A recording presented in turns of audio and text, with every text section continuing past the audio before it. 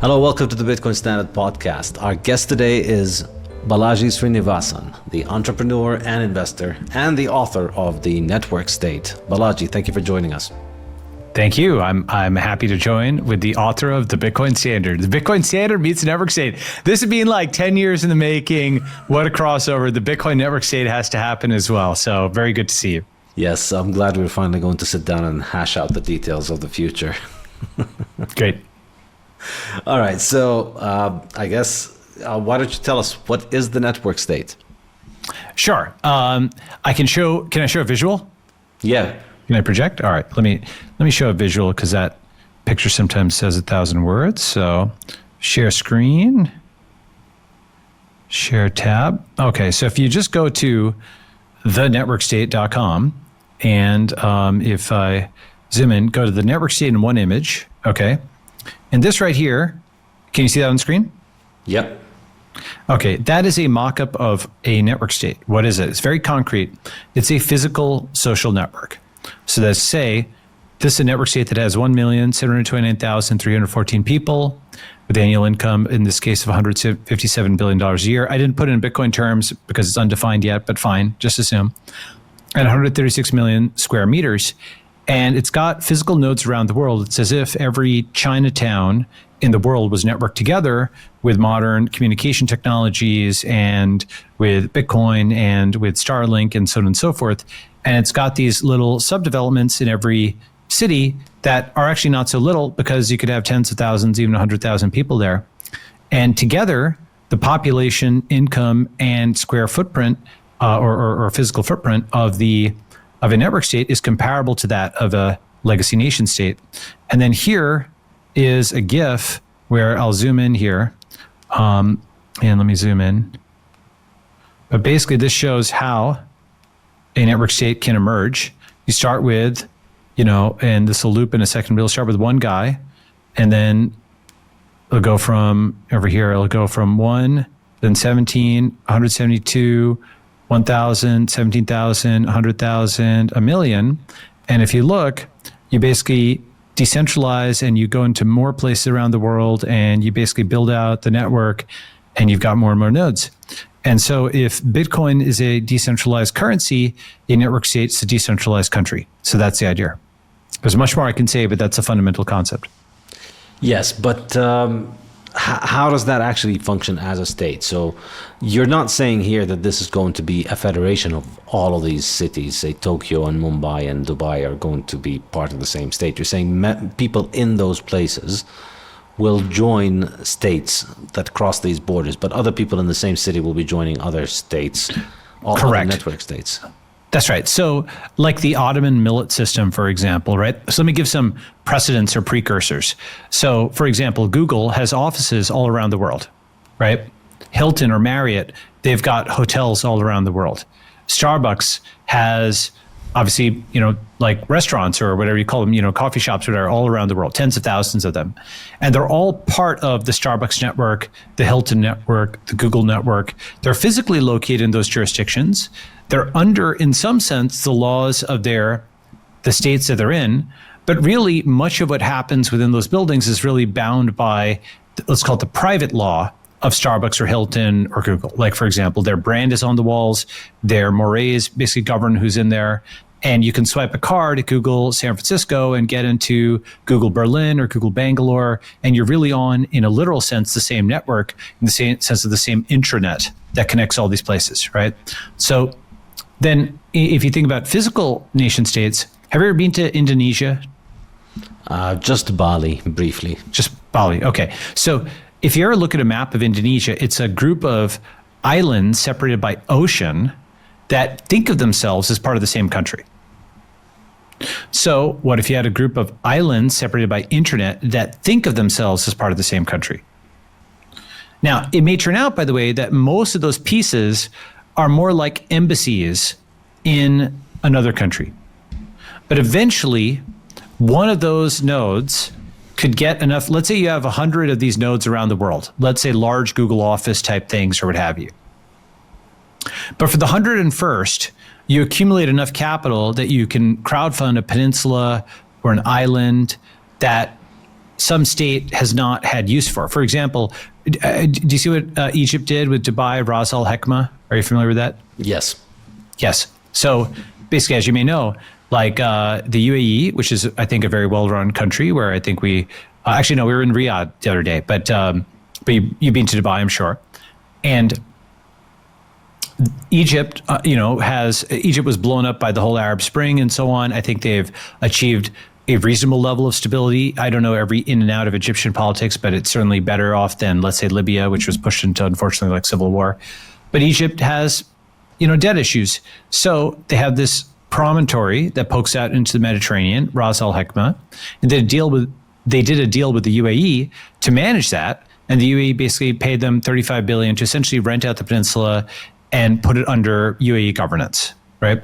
It's not quite the Louisiana Purchase, but it's in the ballpark, right? So, like if we go back to the 1700s, 1800s, there was a time in the era of hard money, and so that's how the network state and Bitcoin connect, and I'll come to that. In the era of hard money, territory was something that states had to buy and sell.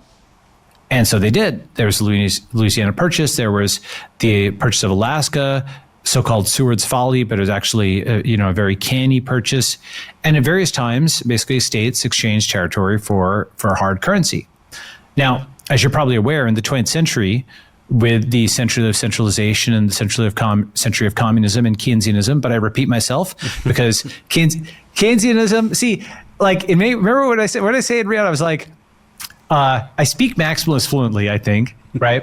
And I'm very sympathetic in many ways to a lot of what you guys say. I'm not myself a maximalist, but I'm very sympathetic in some ways. In the century of communism and the century of Keynesianism, because Keynesianism is communism for wimps, right? Communism, at least their thugs go house to house, kick in your door. They have to shoot you for your farm to collectivize it or whatever. The Keynesians just hit a button and dilute you down silently. It's like the difference between like a wolf and a mosquito, like the mosquito tranquilizes you, right? Drains your blood. The wolf, at least, okay, you got to fight, face to face with the communists, right? So anyway, in the century of communism, in the century of Keynesianism, there's this great book by the Army War College called, I think, Gold, Blood, and Treasure. And it observes that the 20th century was the first century where governments didn't run out of money to wage these crazy wars. They had such, because technology favored centralization to such an extent, because they had paper money, they could just seize assets and just drive their men and material into each other until it was all just a bloody ruin, right? But in previous centuries, they were much more constrained. They just couldn't go to war to such an extent, right? Now, with the age of hard money coming back, in my view, this sovereign debt crisis is going to, it's already meeting. It already means the cost of living crisis people are talking about is really a sovereign debt crisis. Buy now, pay later, except the pay later is now, for many in the West, unfortunately. And what that means in the fullness of time, and not maybe so long, I don't know, by 2035, 2040, bankrupt Western states will have to sell territory, just like what Egypt is doing. And actually the precedent for this is the USSR. And, I can talk about this, but basically you're somewhat, but just jump in and stop me anytime. I'll just keep going and, right. And I think I'll map it to things out of your book, because there's actually a lot of interaction between the Bitcoin standard and the network state. But basically, just, to reprise this, after the Soviet Union fell, okay, the Warsaw Pact also broke up. So Eastern Europe and the Soviet Union gave rise to essentially more than a dozen independent states from the USSR, plus all the Warsaw Pact countries newly independent. And Russia in particular, because they were very proud and nationalists, they inherited all the debts of the Soviet Union, but they had like half the number of people. Right. Whereas Estonia, for example, this is a crucial thing, a big incentive for Estonia seceding, in a sense, from the Soviet Union. They inherited none of the debt. Right. So they could start off as Estonia and reboot and have this meteoric rise and so on. It's not everything still have to execute well, but they did execute well. So, but Russia itself was very poorly managed, and it was kind of kleptocratic and so on and so forth. And people talk about it, and the conventional take on it, which has some truth to it, is the, post-Soviet Russian government, it just sold all these assets for a song to the foreign speculators, the oligarchs, and so on and so forth and whatnot. And there is some truth to that, okay? But I will flip that around, and I'll give, at least to understand from the other side, if you are a foreign investor and you have hard currency, and someone in 1992 is saying, do you want to buy a coal mine in Siberia? Okay. This is like in the territory of the former Soviet Union. This is the genocidal, psychotic dictatorship that killed millions of its own people and had nuclear weapons. And it's only been dead for like a year, right? Or like a few months even. And so you don't know if communism is going to come back. And also, in that territory in Siberia, that coal mine hasn't made a profit since like 1912, right? So it's been like 80 years since anybody in Russia understood basic things like P&L and financial statements, let alone supply chains and other stuff. Nobody there understands the rudiments of capitalism. They've demonized it so much that profit was like a bad word for them. And so this coal mine that's never made a profit, that's in the territory of this formerly genocidal superpower, that probably doesn't have properly functioning infrastructure and so on, and then if you land your people there, you need your own physical security force because, the Russian mafia will cut you, so to speak, right? And so you have to actually drip feed in payments there so that your guy who's on the ground there doesn't get killed by the locals, right? And they at least know not to kill the golden goose, right? So given such circumstances, you can understand why that foreign investor would say, okay, at least I need a huge discount on this property to take such a level of risk, right? So, and many of those guys really did get killed, or they lost their property later in seizures. The risks were real, right? And you can justify it. And I understand why. I think I can argue all sides of it. I understand why the quote oligarchs arose. I understand why I think Putin re-centralized all of the power when he took over. I understand that whole thing. But I'm just observing, as a dispassionate observer of this period in history, that bankrupt state had to auction off its crown jewels for hard currency. Because even like the bronze ovens, there's an anecdote that the bronze ovens that the Soviets were making, when they tried to export them, once communism went away and the subsidies all went away, they actually found that they were actually worth more as melted down bronze than they were as ovens. It was like literally negative value add. And I actually think American Keynesianism is a lot like Soviet communism in this sense. Should I explain why? You already know this, but maybe I'll give my take. Go ahead. Okay. So historically in the 20th century, prior to 1991, the American price system, because it was like globally competitive marketplaces, was a better way of dealing with things than the Soviet widget system. Because the Soviets would just crank out 1,000 shoes or 1,000 tanks or whatever, and they'd have quantity over quality and be the crappiest shoes or tanks. That's what the planned economy did, and so on and so forth. And now, actually, I would argue, and you may disagree with this, today, American Keynesianism is actually like that, where the centralization, the money printing has gotten to such a level that essentially the whole economy is centrally planned by the Fed and its allies, the Bank of Japan, and so on and so forth. No disagreement. And so they are, right? You agree, right? Oh, yeah. And so, as an example, General Motors doesn't exist without a bailout. The banks don't exist without a bailout. But even more fundamentally, the financial system really doesn't exist. The stocks are buoyed by the plunge protection team, right? Greenspan, and the thing is, they have a million shell games. They'll say, oh, the Fed didn't directly print money. And it's like they extend the credit, or Treasury does something. But if you map Fed and Treasury as essentially a unitary entity that coordinate closely enough for most purposes under most times, sometimes they'll have a bank buy it by proxy. They play a zillion shell games with this to fool themselves and others. But fundamentally, whether it's stocks, whether it's asset prices for mortgages, whether it's General Motors, the entire 20th century is being propped up by printing. And American Keynesianism is like Soviet communism at the end, where it's a zombie economy that's being propped up by the state. And 40 million people on SNAP, for example, in America, right? Just that one program alone. So the whole thing is actually a system where the prices aren't actually reflecting the production. Now, conversely, what's interesting is Chinese communism, on the surface, it looks like Soviet communism versus American capitalism all over again, where the Chinese actually do look at the absolute numbers of widgets as one of the key variables in their system. They're looking at production, physical production. But why is it Why is Chinese communism working this century and American capitalism not, whereas it was in reverse the past century? And I'd argue it's because Chinese communism is fundamentally disciplined by international markets. They crank out all these cars, they crank out all these ships, but they have to sell them abroad, right? So even if it looks like they're cranking out widgets like the Soviets were, the fundamental difference is they're capitalist abroad. By contrast, the Americans have essentially destroyed capitalism within their system with the money printing. So they're actually communist, but it looks capitalist, and the Chinese are capitalist, but it looks communist. Let me pause there. There's more I can say. No, I agree entirely on this. I think communists, America is basically increasingly communist country which calls itself capitalist, and China is increasingly capitalist country which calls itself communist. I think for the political stability of both places, you need to call yourselves with the correct term, capitalism in the US and communism in China. But I think if you were to bring a dispassionate person and teach them everything we know about markets and how markets work, and look at the two countries dispassionately, well, China has a lot lower tax rates, and people experience a lot less inflation. I mean, they still operate in the fiat global world dollar system.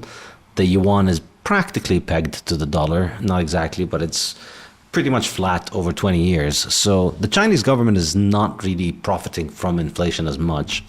And the Chinese central government, I think this is a really curious statistic that very few people mention, is the Chinese central government has very little debt compared to the American central government.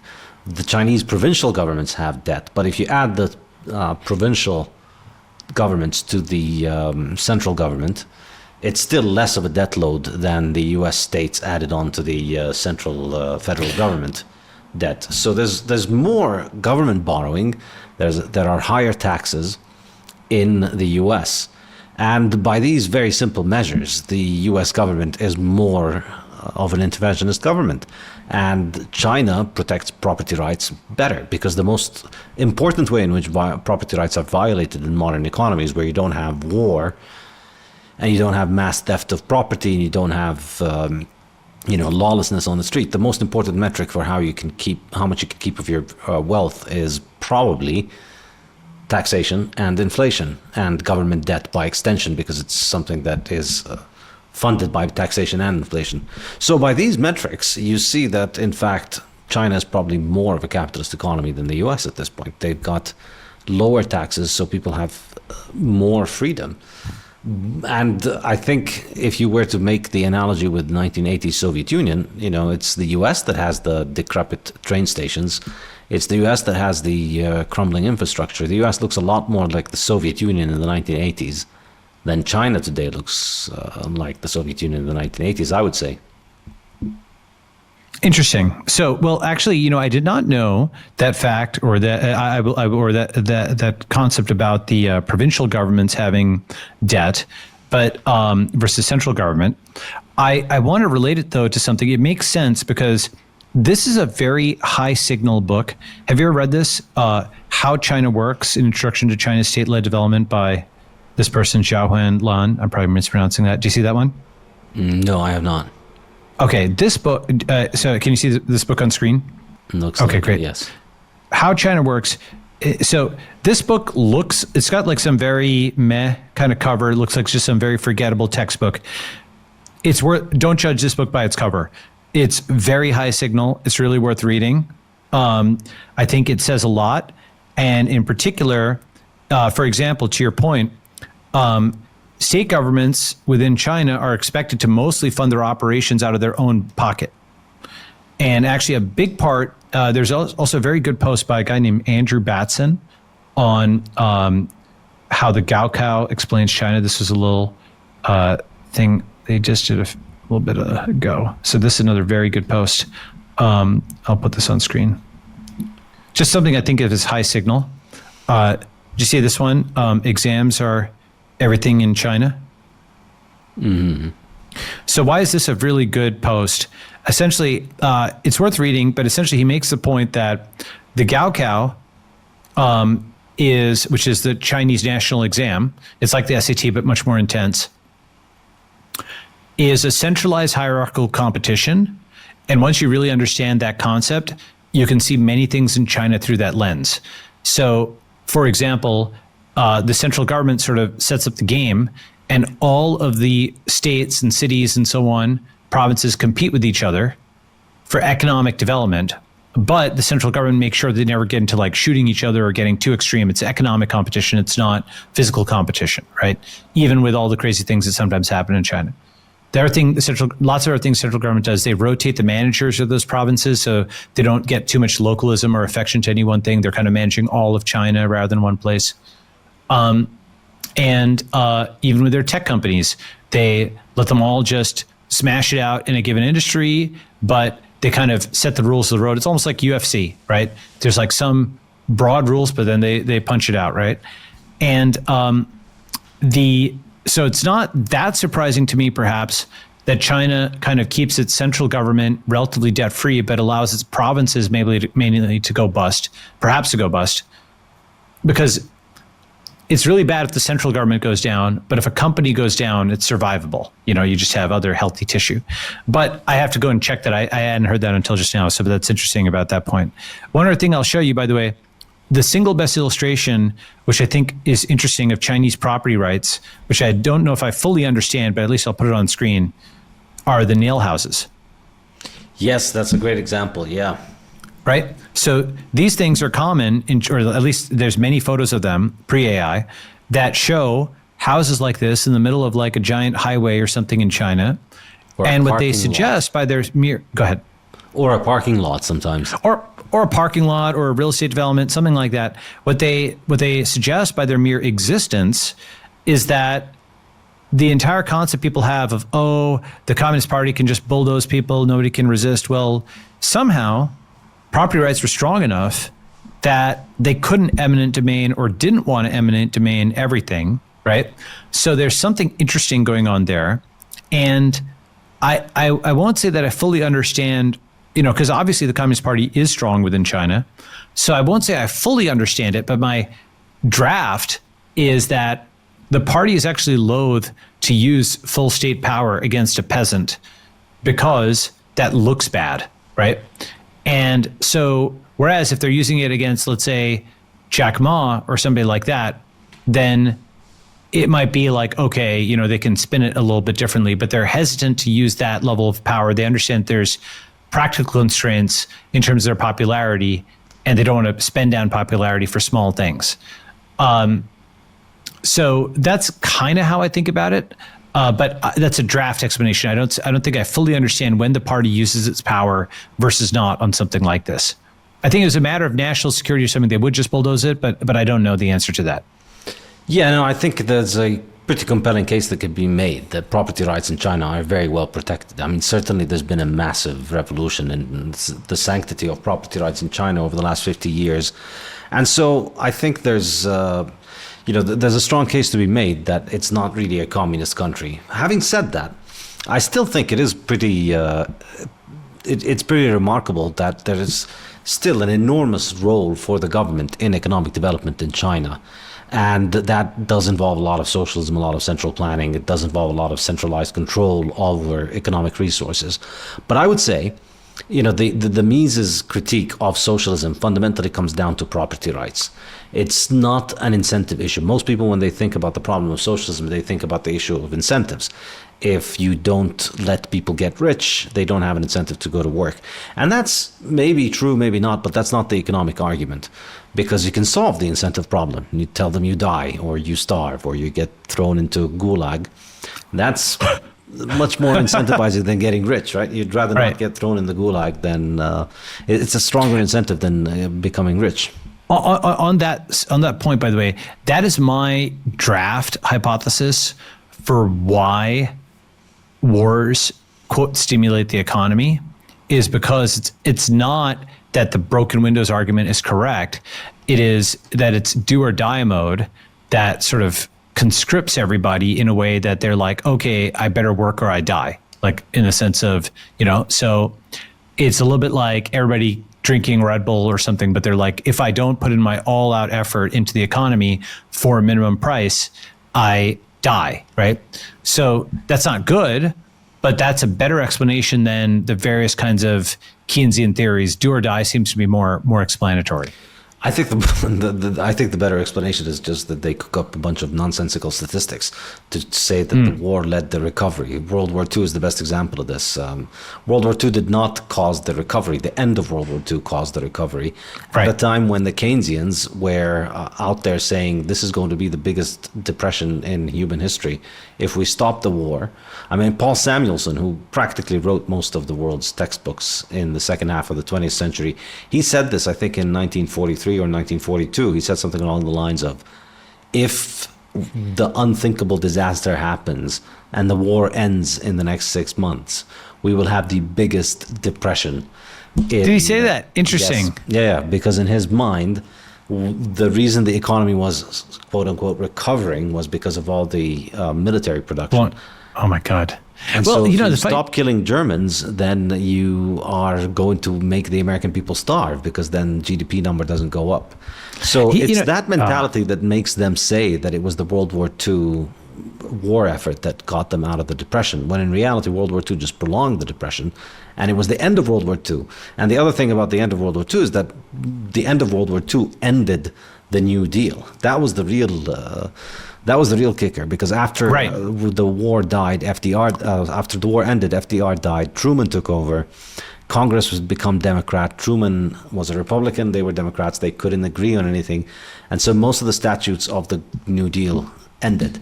So, I want to show you something which is somewhat coincident with that. So this basically shows that for thousands of years, if you take the center, and of course it's an approximate science, but if you take the civilization that is Japan, the civilization that is China, civilization that's India, in the Middle East and Europe and so on and so forth, and you take the center of mass of their respective economies and you average that on the surface of the earth, for thousands of years, the center of mass of the global economy is roughly in the middle of Eurasia, which is not to say there's literally in Afghanistan or whatever, but rather that if you average Japan and China and India and Europe and so on, you got something around here. And then what happened with the Industrial Revolution is the center of mass rocketed out to Europe, and then they all blew each other up with all the wonder weapons. And then after Japan had been nuked and Europe was in ruins and China was communist and Russia was communist and so on, then basically the US and Western Europe were the only two capitalist places on the surface of the earth. So the world economy was here. This is the most westernized and most centralized, because there are only like 50 entities globally, 50 countries, basically. Everything was rolled up into these multi-100 million person states. This was the most centralized and westernized the world had ever been in history. And then that continued for about 40 years or so. And then after the end of the Cold War, everything rocketed back out east, because China was no longer communist. India was much less socialist, arguably capitalist now. Russia was no longer communist. Vietnam was no longer communist, et cetera, et cetera. So now history is running in reverse. So here, this was happening for thousands of years. This was happening for hundreds of years. This is happening in tens of years. And so the period that we're talking about was like around here. And everybody thinks about this as like the way things are in 1950 as the way things are supposed to be. But having the rest of the world completely blown to smithereens is actually an extremely unusual state of affairs. And so everybody who's like, oh yeah, remember 1945, remember that. That was like the nadir of the world for almost everybody else other than Americans. But because English is the global language, and so on and so forth, many people have had their histories or memories almost erased, and they don't realize just how bad that period was for everybody who wasn't in North America. Let me pause there. Maybe you have some thoughts. The Bitcoin Standard podcast is brought to you by thesafehouse.com, my independent publisher and bookshop, selling the best Bitcoin books in high-quality cloth hardcovers built to last for generations. Most books these days are pretty fiat. They're flimsy and they fall apart quickly, and I did not want that for my books, so I set up the Safe House especially to provide you with beautiful, long-lasting classic cloth hardcovers you can proudly pass down for generations. You can get copies of my 3 books, The Bitcoin Standard, The Fiat Standard, and Principles of Economics, and you can also get copies of Lynn Alden's Broken Money, Parker Lewis's Gradually Then Suddenly, and Matthew Lysiak's Fiat Food, to which I contributed a few chapters, and Mexican billionaires Ricardo Salinas Pliego's new book, The Bitcoin Enlightenment. We now offer bulk discounts so you can buy books for yourself and for the friends and family you'd like to learn about Bitcoin. Buy any 2 books for $50, any 5 books or more for $20 per book, and for more than 50 books, it's only $15 per book. Go to thesaifhouse.com, the SAIF house.com, where you can get all of these books in high-quality cloth hardcovers, delivered worldwide, and get 10% off for paying with Bitcoin. With fiat money constantly debasing, preserving your wealth isn't an option or luxury. It's a financial and moral imperative. If you're familiar with my work, you know the only financial advice I ever give is to buy and hold Bitcoin for the long term. This has never failed anyone. If you want to buy Bitcoin, I strongly recommend using Swan, a group of hardcore Bitcoiners laser focused on making Bitcoin easily accessible.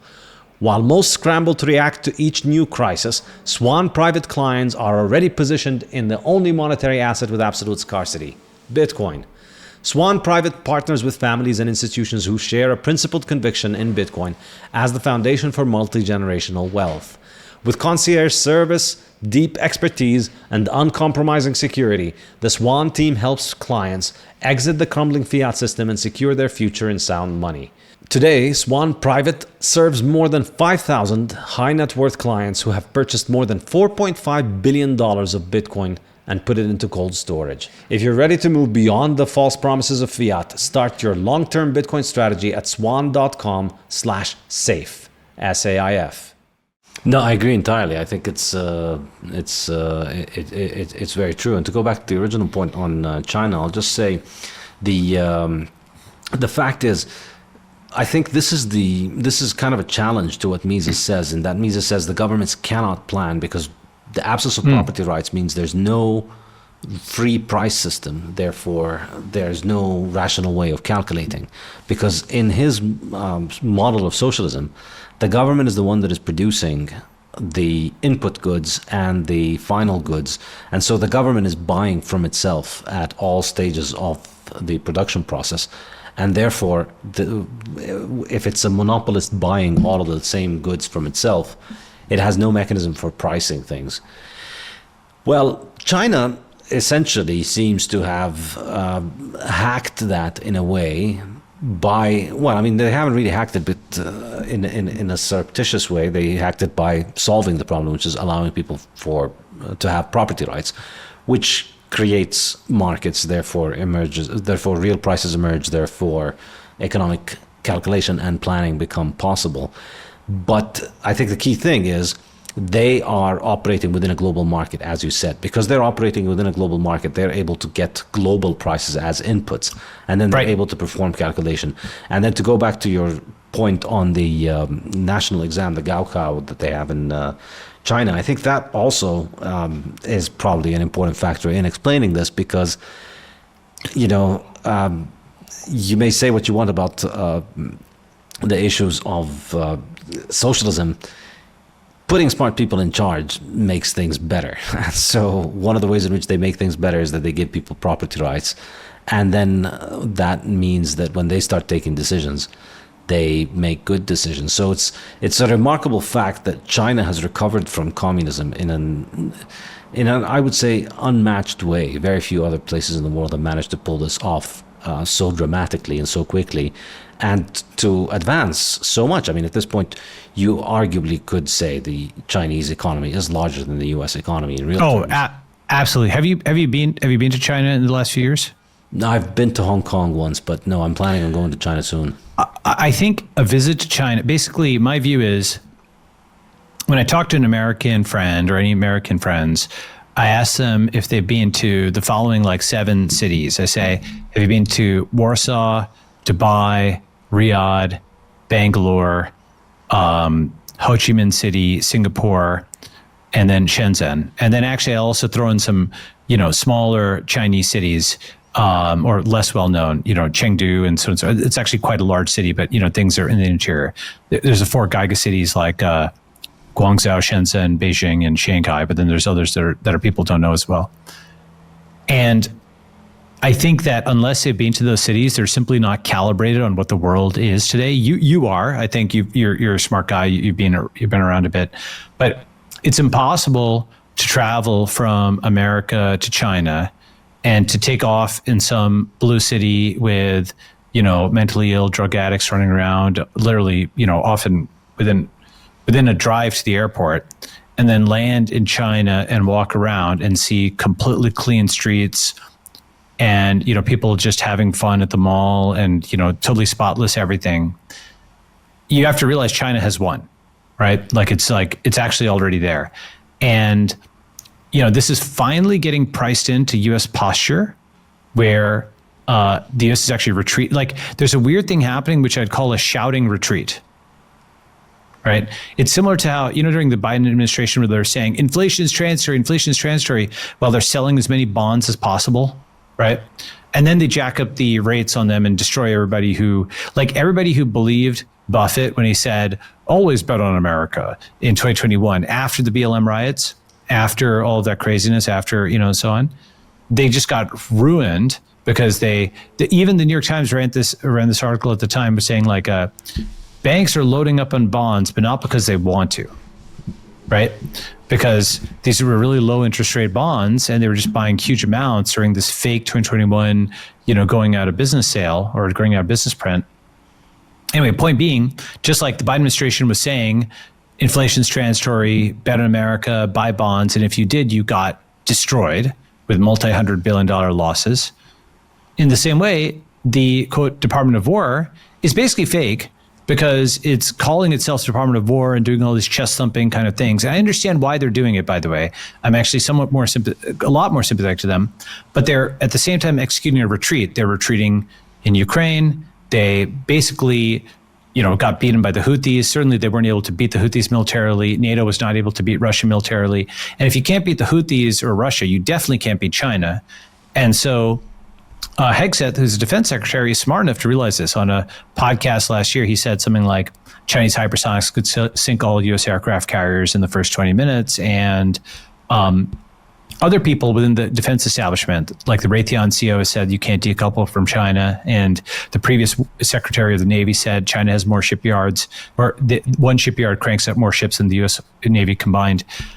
So there's guys who understand reality. There's this Pentagon study that shows that the Tomahawks and JDAMs, their suppliers, Chinese, right? So China can just shut off the US military, right? So the whole thing of all the defense stuff was in its own way basically about as fake as Build Back Better. It was like sort of the fake red colored Republican version, whereas the Build Back Better stuff is a fake Democrat version. Like the 360 something billion thing that Podesta had, that slush fund for climate, whatever, was basically just all to various green, like leftists or whatever. But then the Republican version is defense graft, essentially, right? Now, I'm not saying it's all zero, because some of the climate money actually did go towards solar panels in China, which actually are really working, and some of the defense money is going towards interesting things in robotics and drones, which are working. So it's not, nothing's ever a total zero, right? But in general, they're retreating. The U.S. military has basically been beaten. They're also, and here's another thing in terms of where's the money going. Maybe you have a different view on this, but my view is it's going out of Western bonds because yields are spiking in the US, Germany, Italy, UK, Japan, France, and I believe also Canada. And it's going into four things: gold, digital gold, Chinese bonds, which have the lowest yields right? And then actually internet companies, right? So the way I put it is the two old school things are gold and Chinese bonds. And the two new things are internet companies and digital gold, right? And those kind of are the past and the future flanking the present. Of those, I think gold is obvious, digital gold is obvious, Chinese yields are relatively obvious. The internet companies one, though, I want to click on for a second, which is there's only 100 points on the cap table of an internet company. And while they do at times issue new shares, they don't do so without a very ritualized process where everybody's aware of the dilution in the denominator. And so it's a controlled issuance, right? And they only do it if there's actually a market for it, and so on and so forth. So it's not quite as rationalized as Bitcoin mining, but it's a lot more constrained. And so, I'm pretty sure I've been trying to find a reference on this. Maybe you have one. My understanding is Mercedes-Benz existed before Weimar and after Weimar. right? Yeah. So it's 100 points on the cap table managed to survive that hyperinflation because a stock was a stock was a stock going through it. It didn't radically increase its money supply and so on and so forth. Maybe a lot of its vendors were messed up. Maybe a lot of its tires were expensive and crazy things were happening, but somehow it managed to weather that storm. I've been looking for something that talks about that. I've been trying to query AI over the past few years. Maybe I'll try again. Maybe you have some thoughts on that. Let me pause there. Yeah, I think it's. I'm not so sure about how realistic U.S. foreign policy is, because I think with all of the trade nonsense, that was a little too much of saber rattling to be. Oh yeah, that was crazy. To just call Is it completely insane? Retreat. Yes. Because they signed this deal, which was essentially Trump walking back everything, and China just had to walk back its retaliatory things. So it was a very silly stunt to go back to square one after this, but to introduce a lot of bad blood in the relationship and to make it so that there's all these stuck issues that need to be renegotiated in a year or two. The entire thing was completely needless, and I think there are just a lot of aggressive and belligerent elements within the U.S. government that seem to be hell-bent on a Chinese war. And I'm just beginning to get the same kind of U.S. foreign policy vibe around China that we've seen throughout our lifetime with so many bogeymen that the U.S. has fought. I understand what you're saying. I think, however, that China has become so strong that there's a guy named Han Feizi of Asia Times, and his point was basically like, let's say U.S. strength was like this, and then China was kind of, U.S. strength is like this, and Chinese strength was like this, and then it was kind of coming up in the 2010s, and now it's gotten so much stronger that by the time the U.S. could turn around to react, like China's just too strong, right? And it's kind of like a startup, like, by the time Blockbuster turns around to go after Netflix, Netflix is just much bigger, Yeah. And that plus the Russia-Ukraine war, I think Russia-Ukraine was the China-US proxy war in the sense that, people will argue the extent to which China is supplying Russia, and they'll pretend that NATO isn't fighting in Ukraine, but really they are. Right? Like in the sense, Russia and North Korea don't do something nowadays unless China lets them do it. Like, why are North Korean troops there? Probably China. I mean, almost certainly China gave the green light for that. North Korea would not be doing something like North Korea is like a Chinese client state. And so is Russia nowadays, actually. Russia thought Ukraine would become a Russian client state, and maybe, but really Russia is alive because it's got all the cheap Chinese goods. And not just alive, it's winning. It's won, really. And, one of my friends calls Russia North Asia. Like there's South Asia, East Asia. Russia has embraced its Asian nature. And there's something called the Power of Siberia pipeline. They just leaned east, right? They're leaning towards Vladivostok. They're doing much more with China. They've got very complementary economies, Russia and China, because Russia has this just enormous wealth of natural resources, and China has an infinite hunger for that, for its advanced manufacturing. And probably what it means is, like, you can imagine a world where the late 20th century is like totally inverted in the following way, where America is like the new Russia, where it's kind of like the former superpower that's sort of isolated and licking its wounds, but it still has some muscle that's gone to fat, but it might actually be torn in two. I actually think Democrats will side with Chinese communists and Republicans will become Bitcoin maximalists. Should I talk about that? Did we talk about this one?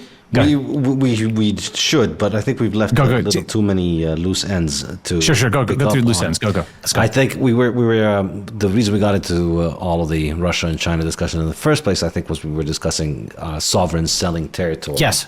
And how that relates to the network state thesis. So let's just get to that. Finish. Okay, fine. So let's go to that. Great. Thank you for coming back. Okay, so if we're going back to the age of hard money is a constraint, right?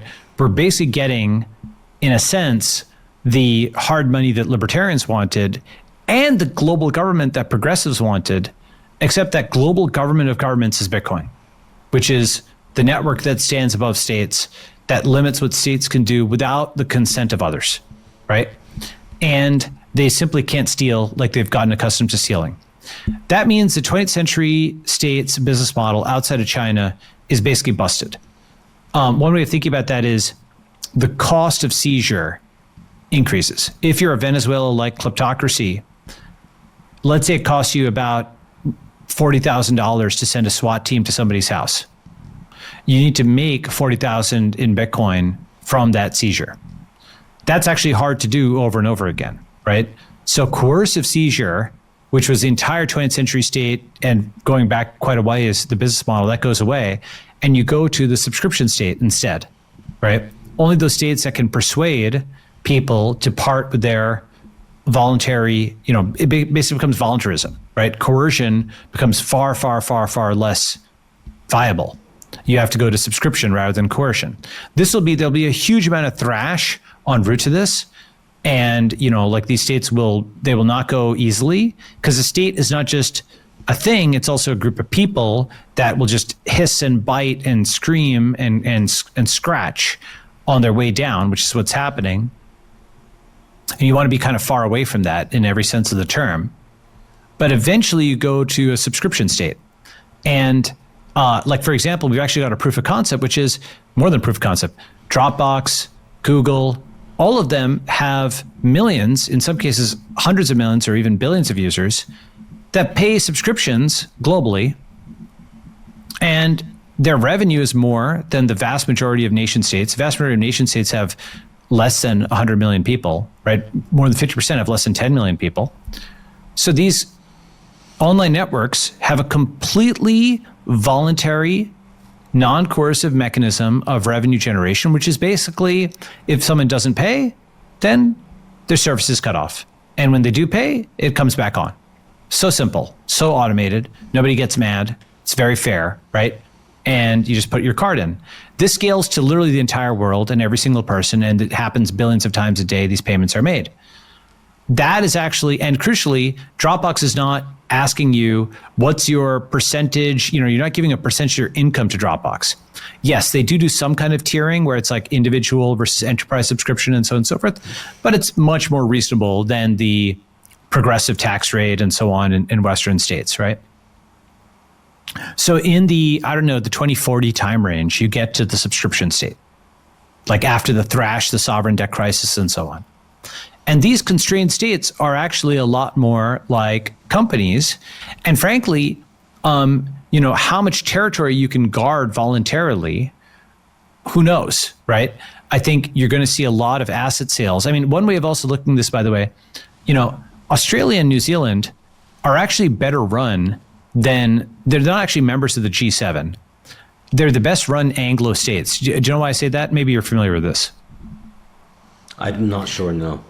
So there's a great graph, I can pull it up if you want, which shows that they have the best debt to GDP ratios of like the Western kind of states, right? And Australia, for example, has a lot more guys who are working in mines and stuff like that because they're digging stuff out of the ground and selling it to China. So they have less, like China isn't deindustrializing them like America. China is, China's a similar relationship to Australia as it does to Russia, right? It buys lots of natural resources from them that are dug out of the ground and set there, right? So China has less, or rather Australia has less blue collar dissatisfaction relative to America. And it also has no illusions about being a military power or the global reserve currency and so on and so forth.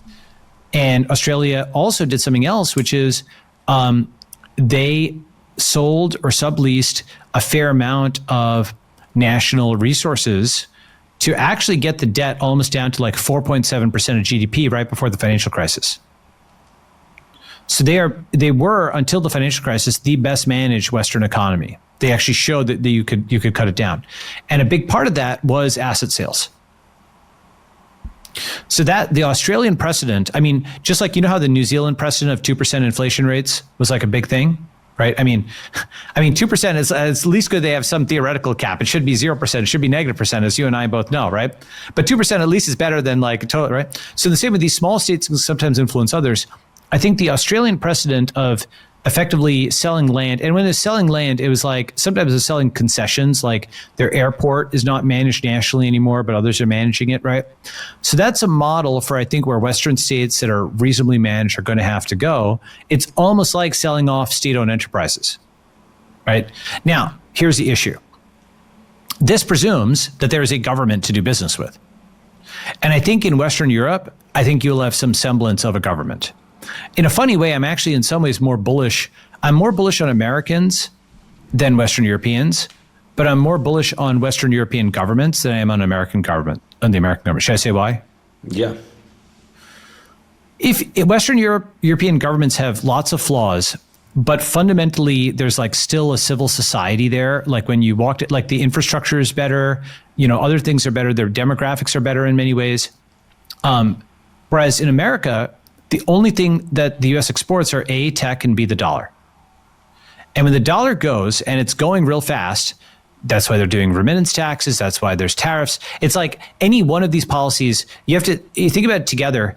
I think about it not as a conspiracy theory, but colony theory. Here's my argument. Like an ant colony, it's a meta-organism.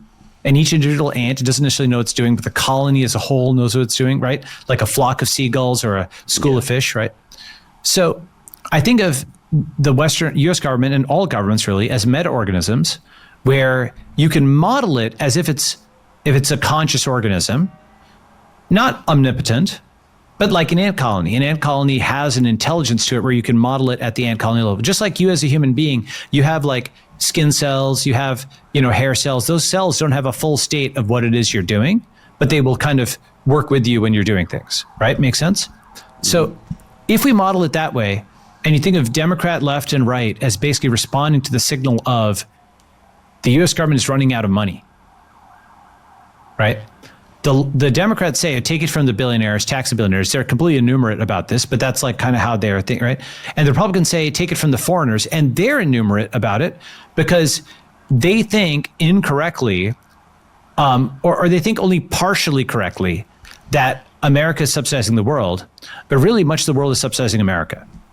So the reason I say they're partially correct is it is true that billions were sent to, let's say, Ukraine for this war, while only $700 was spent in Maui on these people who are affected in Hawaii. There's a truth to it, right? But dollar inflation is global taxation. And so all these countries that are sent, like Vietnam is grinding away to send shoes to America. What's it getting back in return? Printed dollars, database entries, right? Why does America have that power? Because it was the center of the global economy and it ran all the warships that protected the sea lanes and it had all the diplomats that signed 100 plus, economic deals, all these economic deals with 193 countries. And so it had the center of the global empire and therefore it had the ability to just print because it managed the database for everybody because they thought, okay, well, at least you're the best guy to do it. And so really, if you net it all out, Vietnam sending shoes to America for database entries that America can print is really Vietnam sending tribute to the center of the empire for database entries, right? And the US government now thinks that's an unfair deal, that Vietnam is ripping off America. Yeah, it's ridiculous. It's ridiculous, right? Now, the thing about this, I have some sympathy for it because it is true that if you have that money printing ability, then why would you ever work in a factory? I can whip out, $1 trillion printed right here. Why would I work for a living and make some screws, right? Another way of putting it is, with Wall Street, have you ever seen those deep sea vents that like belch out sulfur, like in the movies or like, right? And, there's like these kinds of bacteria, special bacteria that are evolved for the deep sea vent that's belching out sulfur, right? So that vent is like the Fed, and the sulfur is the printed money, and the bacteria are Wall Street. Okay. And Wall Street, it's not like they're like so smart about trading and so on and so forth. It's that they're near the flow of printed money. And so that entire economy is basically subsidized by the Fed, which is subsidized by the global empire, which is the money printing ability. The level to which the US economy is dependent on printed money, people they just don't really understand it. They still think it's like the economy of 1945. What I call it is a Potemkin American. Like the Potemkin village, yeah, right? Very true. Very true. And one way of putting it is, the tricky part about this is the US economy used to be real. And then it was by degrees virtualized imperceptibly. It's kind of like, shrinkflation. You start with like some old school, a box of Pringles or like a case of Pringles or something like that. And then the engineers get to work and they start popping in the bottom so it's got like less volume, and they pop in the top, and like they shrink the interior. They basically do everything they can in terms of optics so that they're actually selling 50 ounces of chips or whatever rather than 100 ounces of chips for the same price. It's like virtualized, and by degrees it just gets worse and worse and worse. Shrinkflation, right? So shrinkflation, virtualization, Potemkinization, whatever you want to call it, until you get to this sorry point that these institutions, these companies, these legacy brand names are like cardboard and like falling over like a Potemkin village. And you think of the CDC or the FBI or General Motors or Time Magazine or Harvard or any of these things that used to be like so great, and all the energy and life has been Hollywood, it's going to zero, right? All these things this is also why there's so many sequels coming out of Hollywood. It's just on repeat from the 80s, right? So anyway, and I think it's my general thesis on the fiat enshittification of everything, where because people can't save for the future, people's time preference rises. They start discounting the future more, and everybody needs to make a quick buck, and your business can't survive by building things that last for a long time. And it needs to always cut corners to try and keep the price down, because inflation is always eating in the margins and people don't like it when you raise the price. So you need to compromise with the quality. And so everything gets compromised. And I mean, in the US, there's an enormous amount of products that are just trinkets. And as you say, Potemkin, like you buy the grill and it looks like a real grill on the box, but then you assemble it and it's practically disposable. One tiny little thing goes wrong and the whole thing falls apart. I think there's so much of that, and I think it's the fiat issue. I think this is why it's a fake economy, because price signals and market feedback has been replaced over the past 5-6 decades in particular, but century more generally, has been replaced with government edict. The best way to be the best shoemaking company is not to make the best shoes, is to be well connected with the financial industry, with the government, be able to secure good credit, and then you don't have to worry about the shoes. Playing the foreign exchange market is more important for many companies than being good with their production.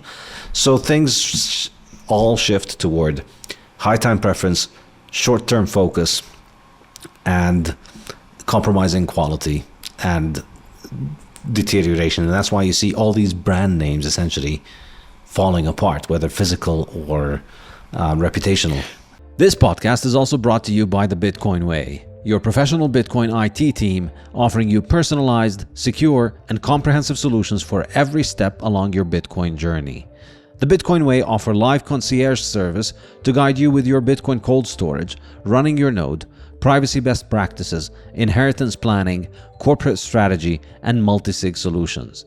They don't touch your coins, they guide you through the process of acquiring your coins and securing them. If you'd like to make your setup safer and more reliable, book a consult with them and see what they have to suggest. If you want to give someone the gift of Bitcoin, get them this professional service that will ensure they start off knowing exactly how to manage their coins and not lose them. Go to thebitcoinway.com and start Bitcoining more confidently.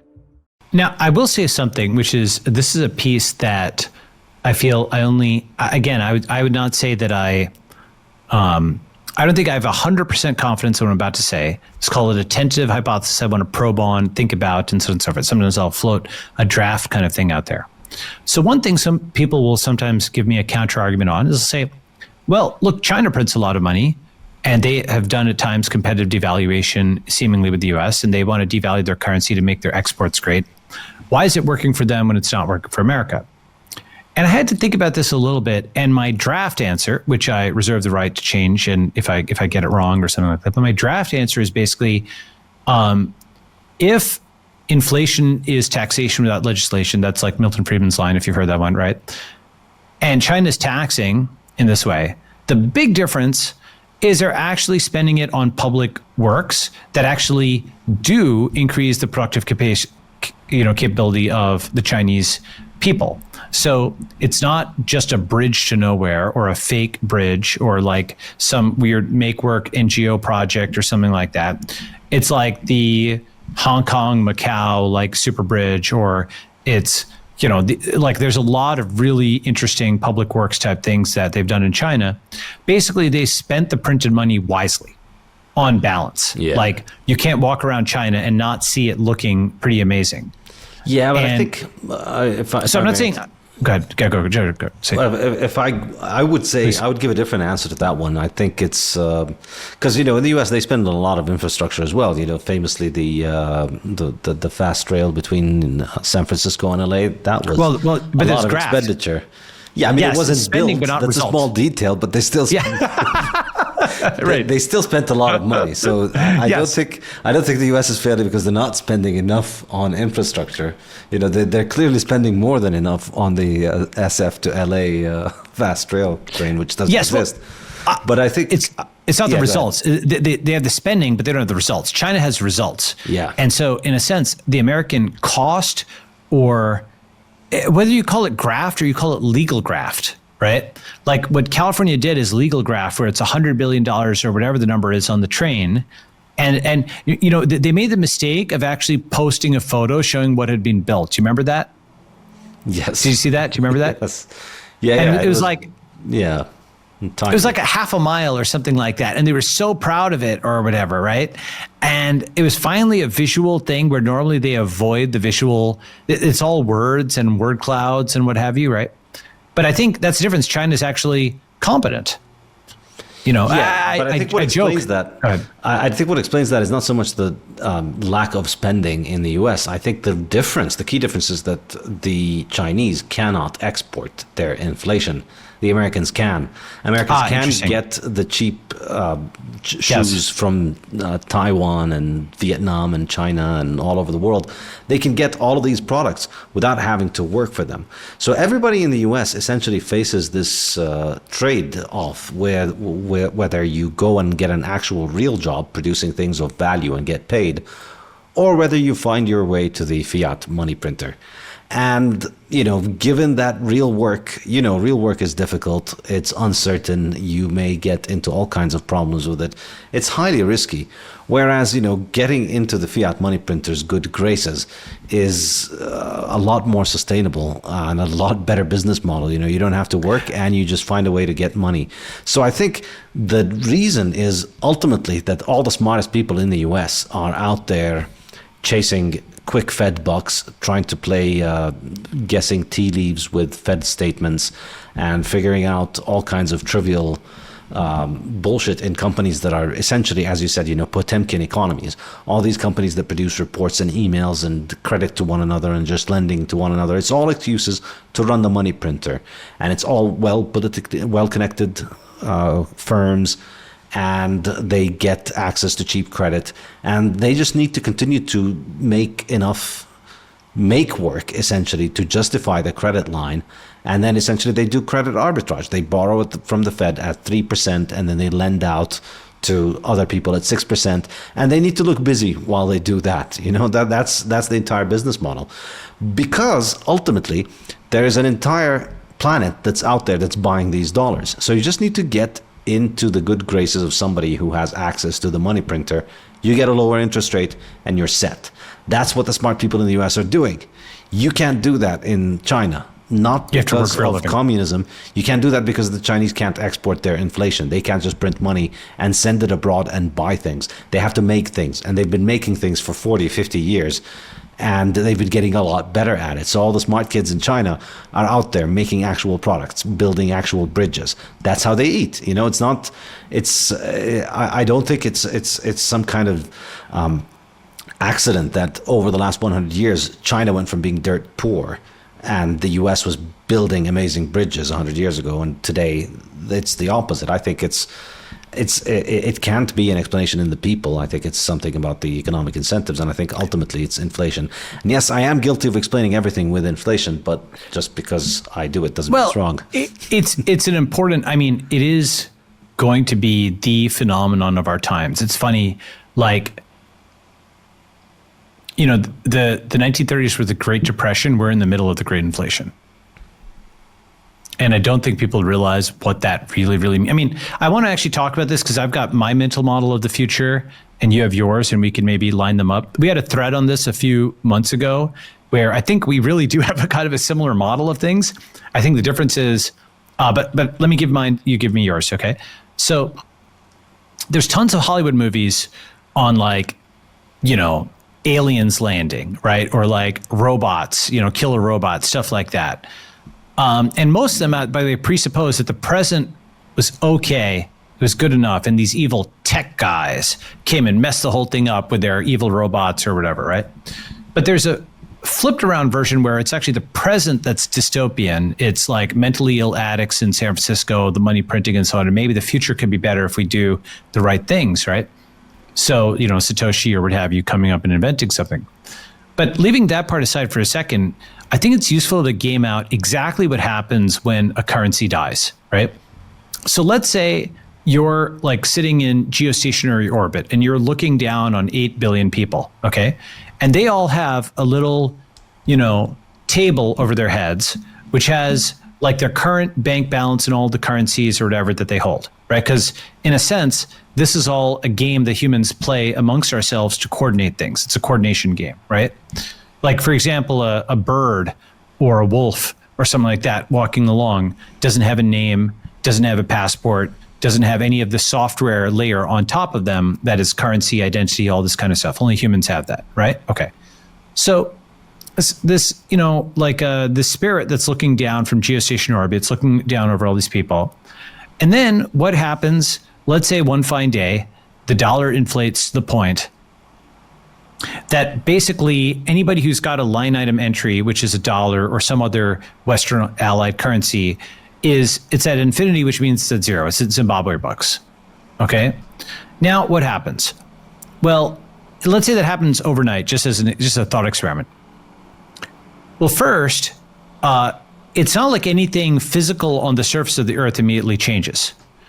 The factories still exist, right? The know-how in the heads of people still exists. The Chinese engineers still have their skills, right? They still have their missiles. They still have the electrical things still work, and so on and so forth. Also, Bitcoin users are unaffected because that's not melted in the same way. That's actually there as an entry, and that remains at a 21 million sum across all people, right? Maybe if the Chinese yuan is backed by gold, which they think they want to do, maybe that's also like not affected or not affected in the same way, right? So those ledger entries stay mostly intact, the ledger entries of factories and of hard currencies, because you can't hyperinflate away factories or what have you, right? But for everybody who doesn't have hard currencies or factories and their fiat currencies go away, they go to zero, what happens? Well, first of all, their stream of inbound, their job, that also basically, like their bonds to other people, like where they were getting their, you know, fiat to live, it's almost like a bunch of, you know, little ants or blobs on the surface of the earth. They're very confused about what to do next, right? They go to work for useless paper, but it's useless. They try to go to the store to buy something, but that's not being accepted anymore, right? And the thing is, this has happened before in Germany. Obviously, as you know, it happened in Russia after the end of the Soviet Union. But the difference was, it was happening in like one part of the world, and the rest of the world had hard currency. So there's like healthy tissue around that bailed it out, right? But when it's going to happen to the dollar and it's going to happen to Western governments, those are used so widely that many people, like it'll be at least 10x the end of the Soviet Union in terms of global impact. Everybody who's speaking English will be affected by it to some extent. The degree to which you hold US dollars, US property, US real estate. A lot of people, by the way, I think are very wrong where they think, oh, land is safe. Land in America is not safe because real estate is guarded by the state. A state that runs out of money is not a state that's going to protect private property, as we already know.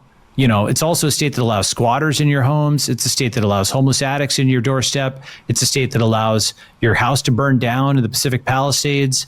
And it's a state that doesn't let you build up a house either, right?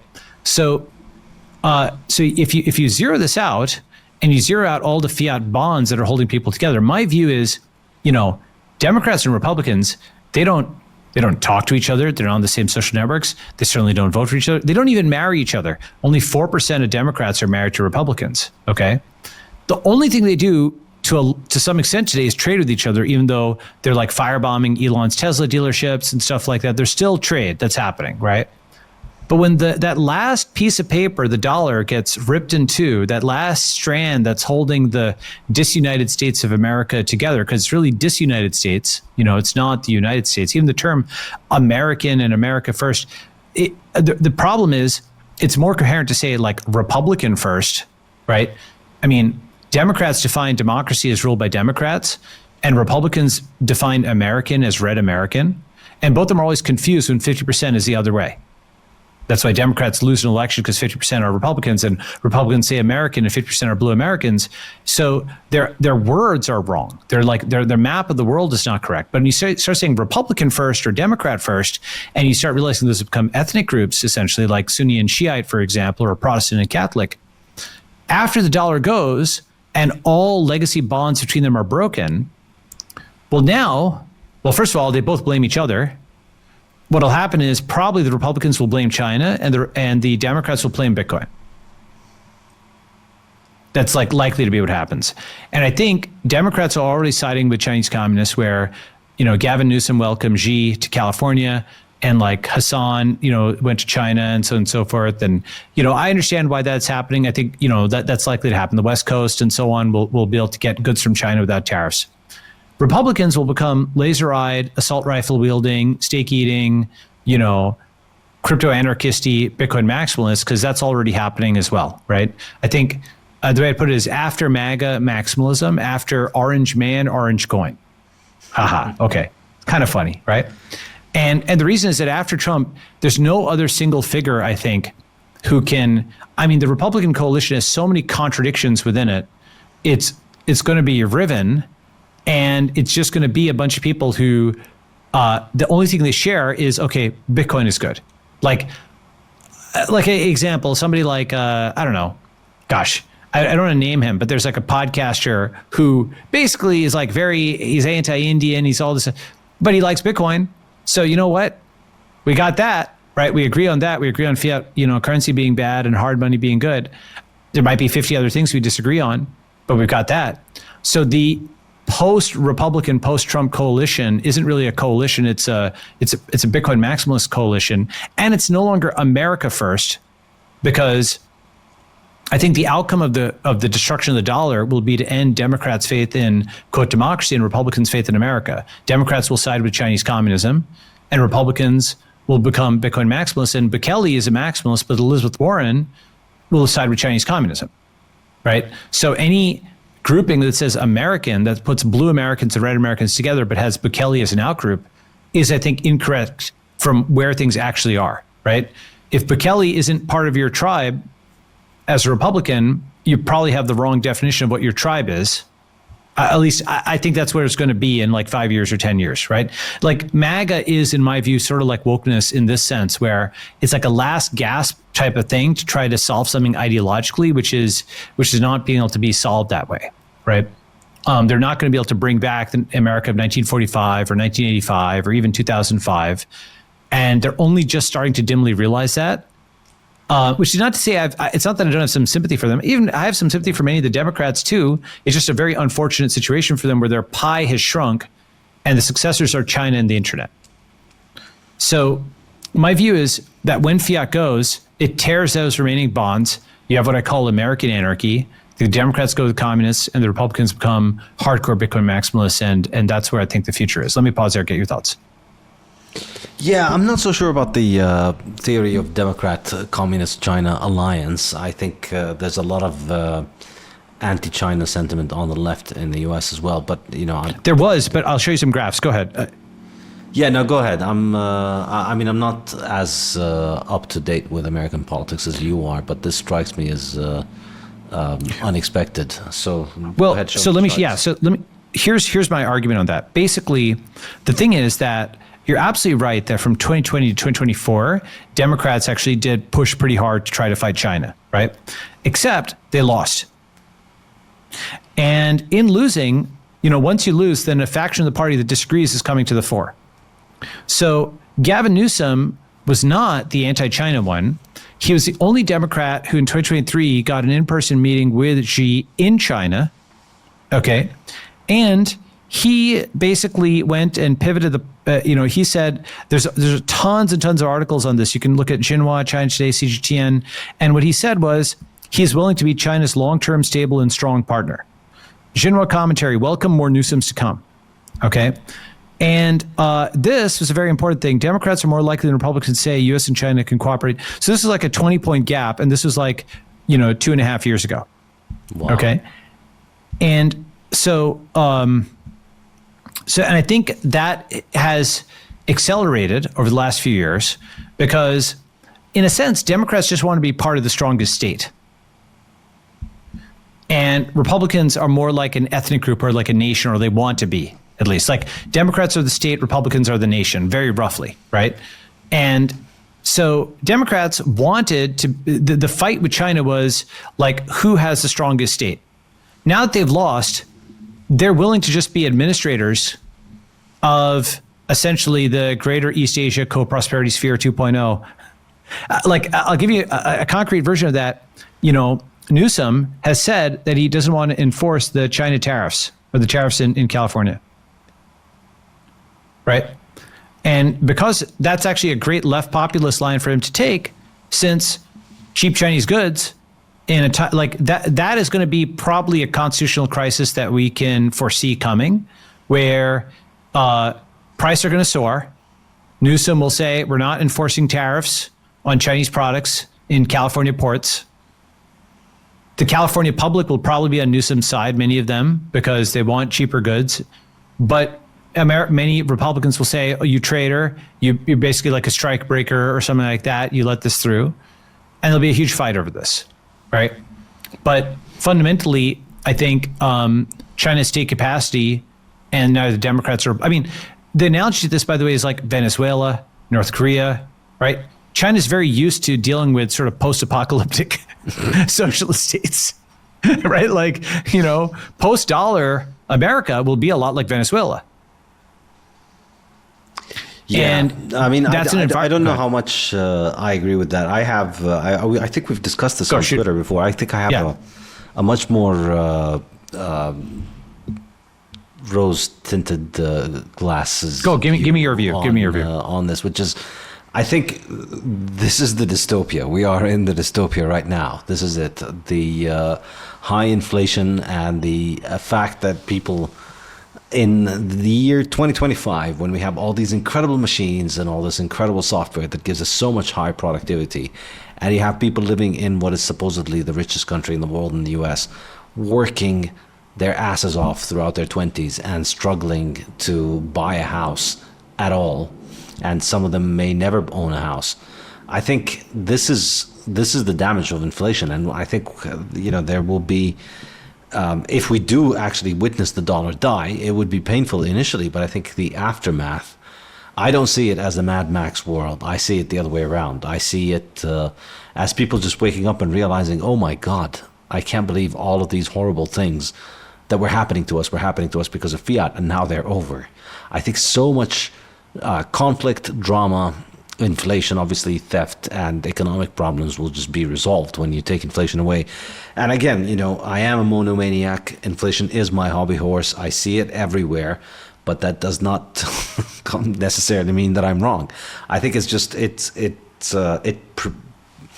permeates through all aspects of life, and it makes government so incredibly powerful and so unaccountable that I don't think even people like me may not even get our get our hands around just how massive of a deal inflation is. So I think just as soon as people are able to acquire money that they can trust, I think the world is going to change in a very, very positive way.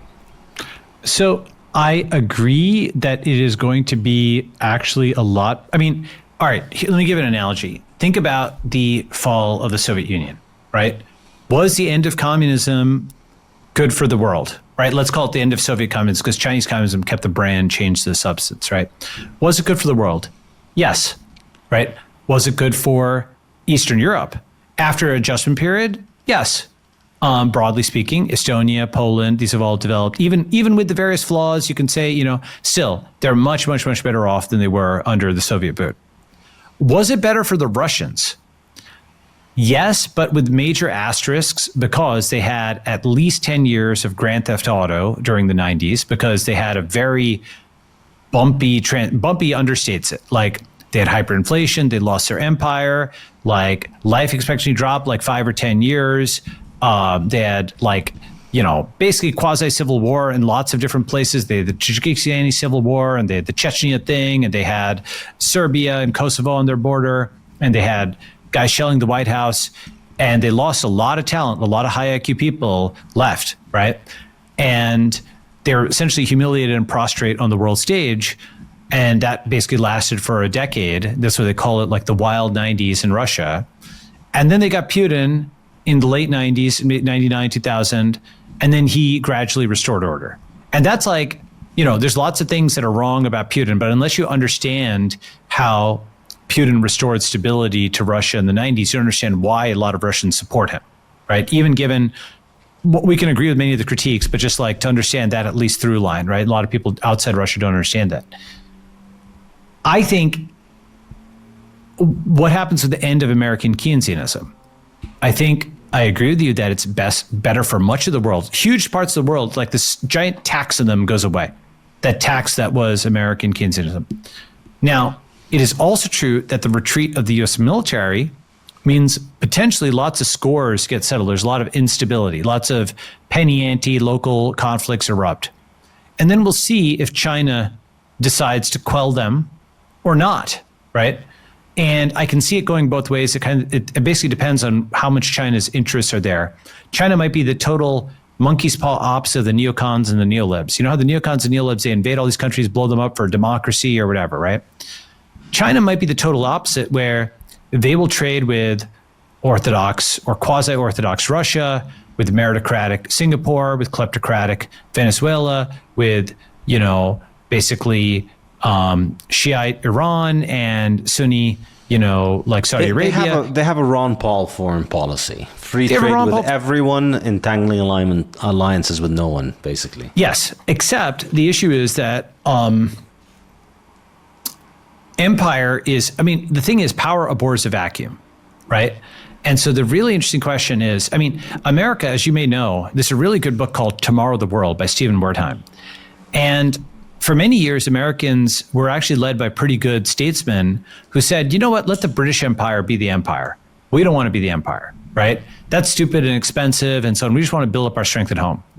But then in 1939, 1940, after the fall of France, they said, oh, well, the Nazis are actually going to crush the British Empire and then they could take over Europe and they could block trade flows to us. And we don't want either the Nazis or the Soviets to become the global empire, so we're going to have to become it, right? So that was actually the moment, not 1945, but 1940, 1941, when Americans made the decision to play for global number one.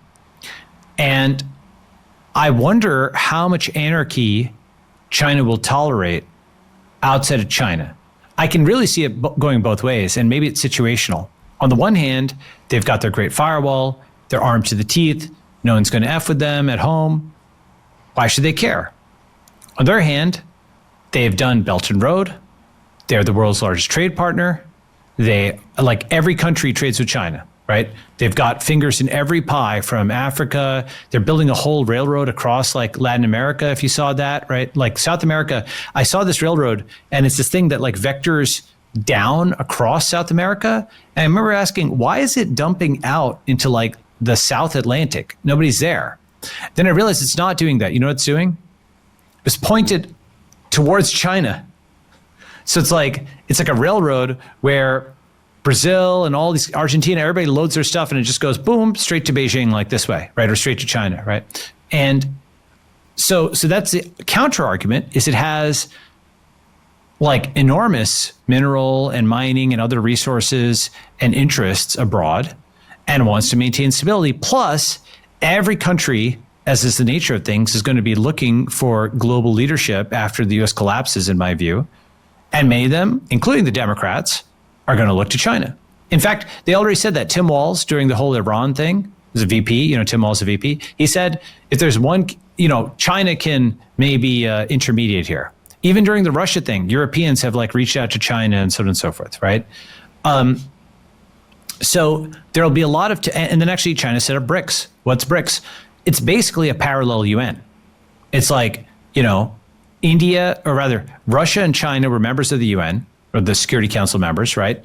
And they left the US, Britain, and France there, and they went and founded their own UN and added India and also Brazil, right? And then South Africa, but let's say, India and Brazil are the real, new Security Council members. And so they've actually founded a bunch of things that are sort of like a parallel empire in waiting, right? Another example is, they've got this thing in Hong Kong where China this is a rumor. I don't know if it's true, okay? But the rumor is that right now HKD, as you may know, it's pegged 8-to-1 to USD, okay?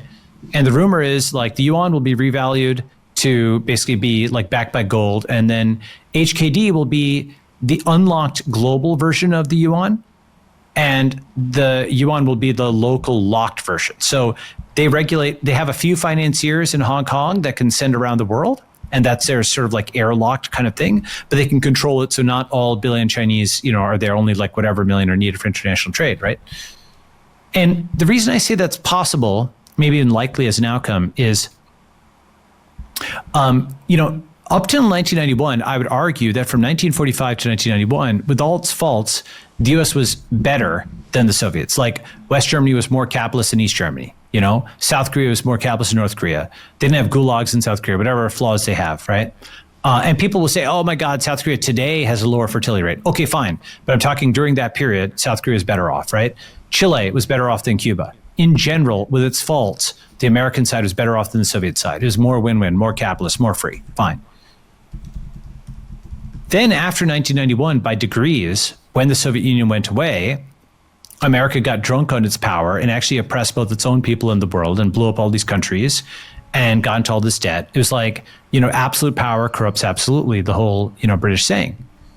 And it's not like you want the Soviet Union to be around, but in the absence of that balance, the US got completely unbalanced. And we saw that happen. I mean, when were you born?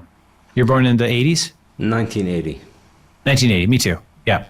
So exactly the same age. So we had did you grow up in the US or Lebanon? No. Well, Saudi Arabia, Brazil, and then Palestine. Okay, I couldn't tell where your accent was from. It's a international man of mystery accent. Yes. I knew, right? But you spent time in Colombia and so on and so forth. You were right? Yeah, I lived in New York for 5 years. Okay, great. Okay, so we've had roughly. I mean, obviously, you lived outside for a significant period of time, but we've had sort of the same lens on the world in some ways for 45 years. We've seen kind of where it is, right? And I think that the last 30-something years has been the U.S. just seeing absolute power corrupt absolutely, and it just wrecked itself. Democrats and Republicans had no one to fight but each other. And I think so why do I say all that? I think that once the dollar ends, there's going to be enormous pressure on China, and China itself they'll take the lesson. It's funny, both China and the maximalists, the Chinese communists and Bitcoin maximalists will take the opposite lesson from the fall of the dollar, in my view. That lesson will be, but the Chinese communists will say, Western freedom and, all of this stuff just leads to total anarchy. We can't allow them to, do their crazy things anymore. They're radically destabilizing to the entire world, right? We need to restore order. And one of the things, by the way, you may be aware of this, maybe not, but many countries actually buy arms from both the US and China because they serve different purposes. The US arms are all pointed out. They're like missiles to blow up the guy next door. But all the Chinese stuff is surveillance state stuff that's pointed inward, right? Now, the thing about that is, this is complicated, but basically the entire Chinese policy, because it's the monkey's paw ops of neocons and neolibs, it'll sell that stuff even to Venezuela He'll sell stuff to like far left governments that are, it doesn't care so long as, in a sense, that's the legitimate government that's in power.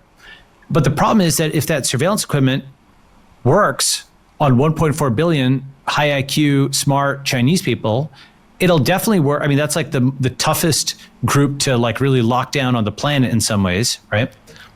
It'll definitely work on some small 20 million person country that's 1/70th the size. So we'll never be able to get out of this digital force field, right? And they'll just sell the stuff to them.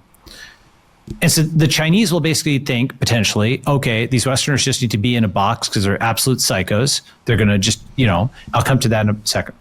The maximalists will take the totally opposite conclusion, which is centralization is the enemy, fiat is the enemy. That's what destroyed us. And the Democrats have sided with the Chinese. And so they're going to take the totally opposite lesson from the end of the dollar. Now, you said it's not going to be Mad Max. And I do disagree with that. And I want to just show you just one image just to give you a sense of like what I'm seeing in my feed, right?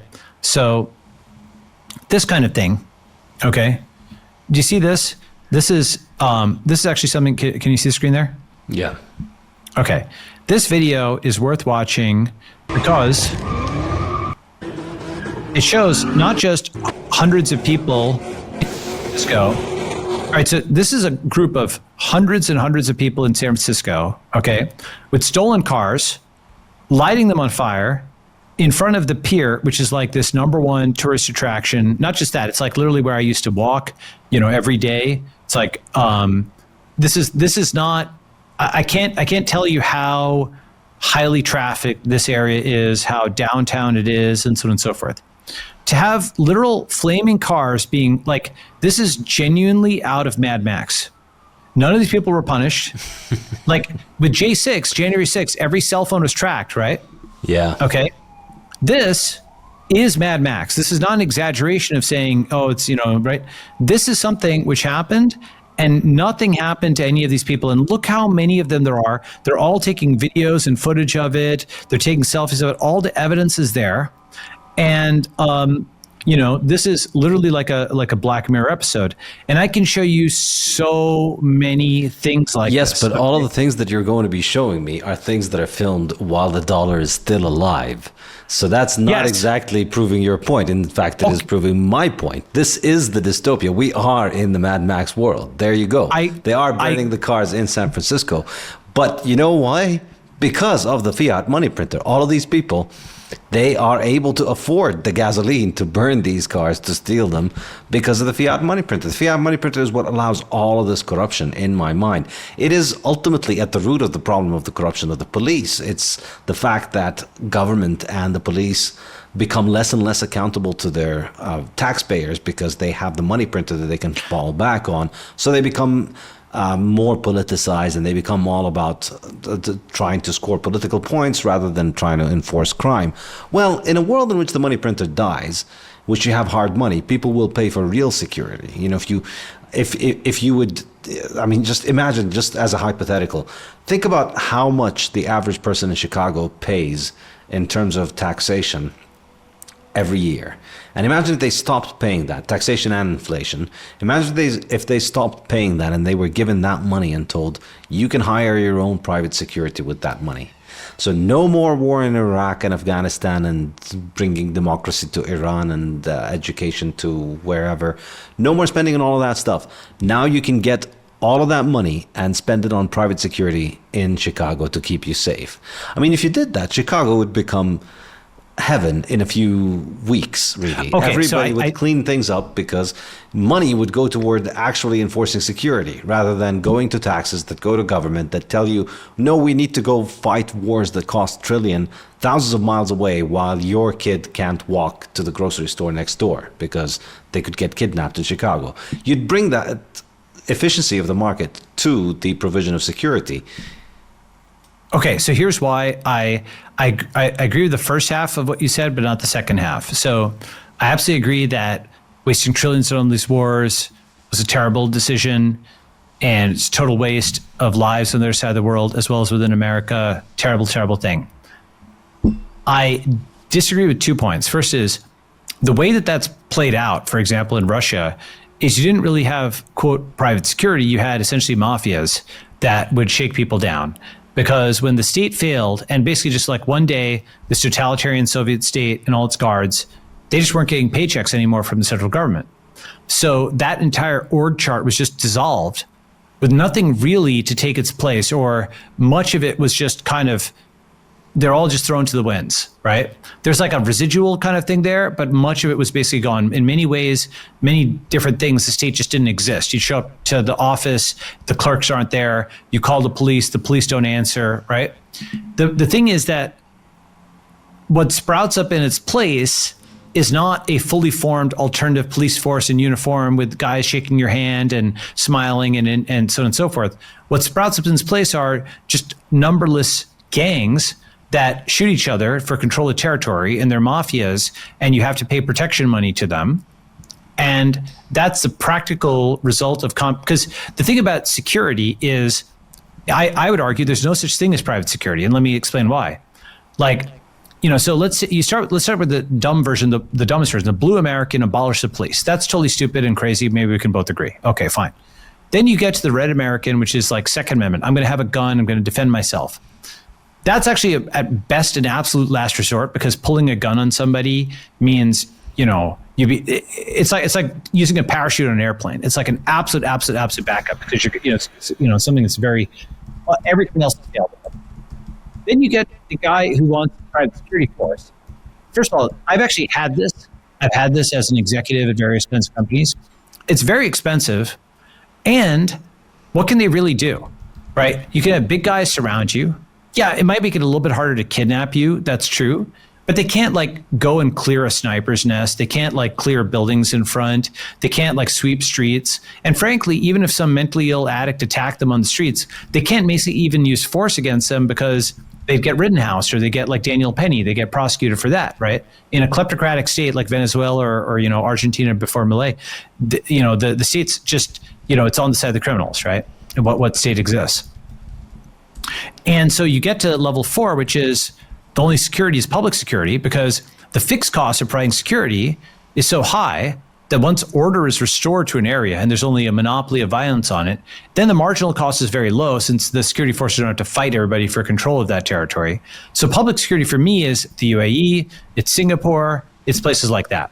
So I think you'll have a massive exodus towards places like that. And that's actually going to be, actually, I do think, you're going to have millions of Americans will go to places like El Salvador. Actually, it's not even theoretical, right? There's 500,000 Brits that have gone to Dubai, right? Yeah. And I think the other piece of it is, I think you correctly observed earlier that with the dollar, America's exporting inflation. America's taxing the world to keep up its. So when that like drops off overnight, and all these widgets stop coming to the US, living standards will drop, I don't know how much, but in some areas 50, 90%, right? At that point, the thing is, when you like jump off a cliff, it's like there's two ways to get to the bottom of a cliff, right? You can like walk down the stairs of the Grand Canyon or whatever, and then you can like, or like say you're on top of a building, you want to get to the bottom, you can jump off the side, or you can go down the stairs, right? And there's two different ways to get there, but one of them you get there in one piece. So complete quitting this whole thing cold turkey, it may be the only way it's going to happen, right? But it's going to be so unexpected and so like most people aren't immersed in this stuff like you and I are, right? They're not, like Bitcoin maximalists. Really, it's funny, just saying fiat, inflation, and so on a million times is actually valuable, because even at Chipotle, for example, right? We should make an illustration of this. People will yell at Chipotle for giving them less guac. Have you seen this? They'll videotape it. Okay, it's because you've got like some normie person, and they notice correctly that Chipotle is giving them less guacamole, and they videotape the clerk to say, give me more guacamole, and the clerk is scared, so they give them more. But really what's happened, they think Chipotle is being a greedy corporation. What's actually happened is the Fed has stolen from both Chipotle and the customer, making both sides poor, and then making them scratch and claw amongst each other for less resources. Yes. Now, right? So you and I see that. We know that the Fed is this force like, why are housing prices so insane? Part of it is you can't build, but part of it is they've been printing the money and bidding against you in their own market and diluting you down, right? Why is healthcare so expensive? Well, part of it is because of the Fed is printing. Part of it is also regulation with the FDA, CDC, and so on and so forth.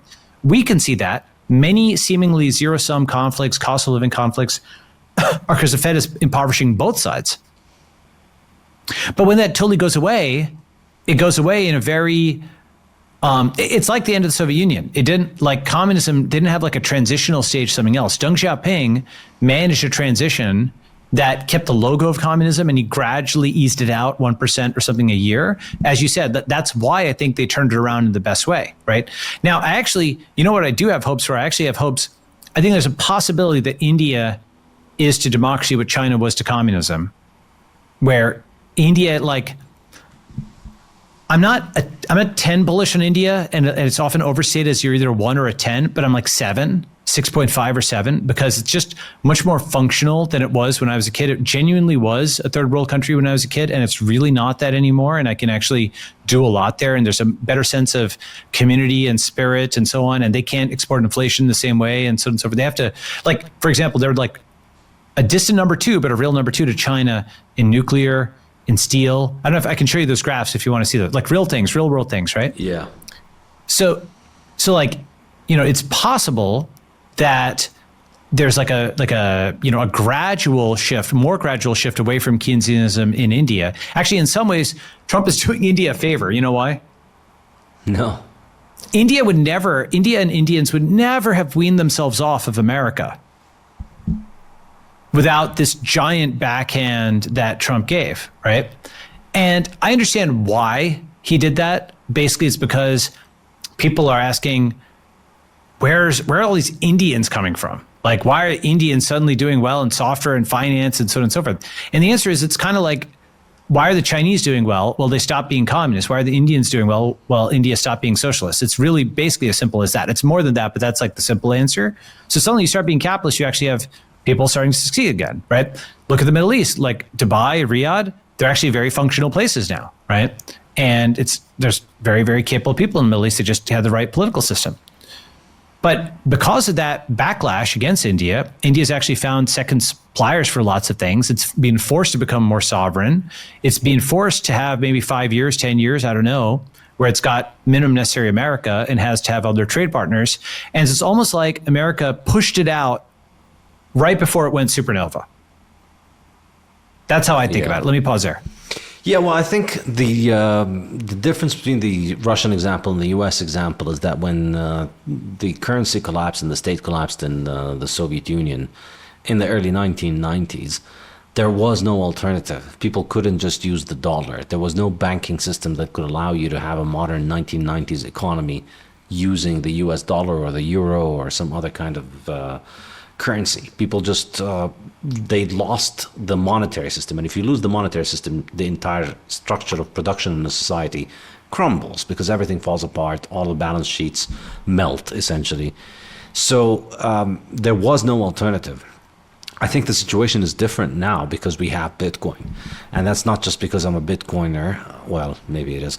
But I think it's just fundamentally different because now if the same thing that happened in the Soviet Union in 1990 happens in the US this year, Americans have the ability to access Bitcoin. And I think also, yes, you're right on, it's not going to be a walk in the park. It's not going to be a picnic. But realistically, very few people have significant wealth stored in physical dollars or in checking accounts or savings accounts. It's not that much money. Most people are either in debt or they hold hard assets. So if you have stocks, if you have equity, as you said, the machines are going to still be there and they're just going to start operating on a new currency. And you may have a couple of bad months. You may have to close down for a while. You may have to restructure or so on. But if you have a business that's profitable on dollars, there's a good chance that it'll also continue to be profitable on Bitcoin. So I think if you have that, then I think the closer example would be the German recovery after World War II. So this is free market folklore. Free market people keep liking to bring this example up. Ludwig Erhard was the Minister of Economics in Germany. I think he later became the Chancellor as well. And at some point after the World War ended, he was working under the Americans, and he just one day decided we're ending all price controls. And it was something that was completely out of the blue. The American administrators, the German economic miracle, basically. You're talking about. And it basically unleashed the German economic miracle. So yeah, it was devastating at that time because what was devastating was the fact that they'd just gone through a world war and you had all of the wreckage of the world war to contend with. But the best way to do that was to have a functioning monetary system and no price controls. And when you had that, you witnessed the German economic miracle. And by the 1960s, Germany was making some of the best industries in the world, and it had practically recovered. So I think in the analogy of dropping off the side of the building versus stumbling down the ladder or the stairs, I think Sure. The last 50 years have been stumbling. We're now at a point where a lot of people don't hold value in the dollar. The people who hold value in the dollar mostly are outside the U.S. And they've been through a lot of inflation as well. So it's not going to be that devastating. I know it's going to be devastating for a lot of people, but it's not that much wealth, and it's not that different because for most of those people, sadly, it's a small amount of wealth for them that's not very life-changing. It's a couple of months' income that they have stored up in cash. It's nasty to lose that, but having a couple of months' income savings versus 0 months' income savings is not that big of a difference in most people's lives. So there's just not that much savings in dollars for this to be that catastrophic, is what I'm saying. Okay, so I understand your point. I'd counter-argue that U.S. Treasuries, the 10-year in particular, is a reserve asset of still much of the world. Even with gold rising quickly, that's trillions of dollars there. So you're right about individual household balances, but I'd say many countries, many companies, many financial institutions, and so on are dependent on the solvency of the U.S. currency. And it's also not just their individual stockpiles, it's the edges between the nodes. It's like, the contracts that are denominated in dollars. It is more generally, using this U.S. bank to accept wires. All of that just becomes total wreckage. And it's not like it easily just then gets reused after the quote currency collapse, because you never, after a currency collapse, ACH, SWIFT, those are actually old technologies relative to obviously China's, WeChat and Alipay or cryptocurrency, but also UPI in India or PagSeguro in Brazil. America actually is an antiquated financial system because others have leapfrogged it with internet-first systems.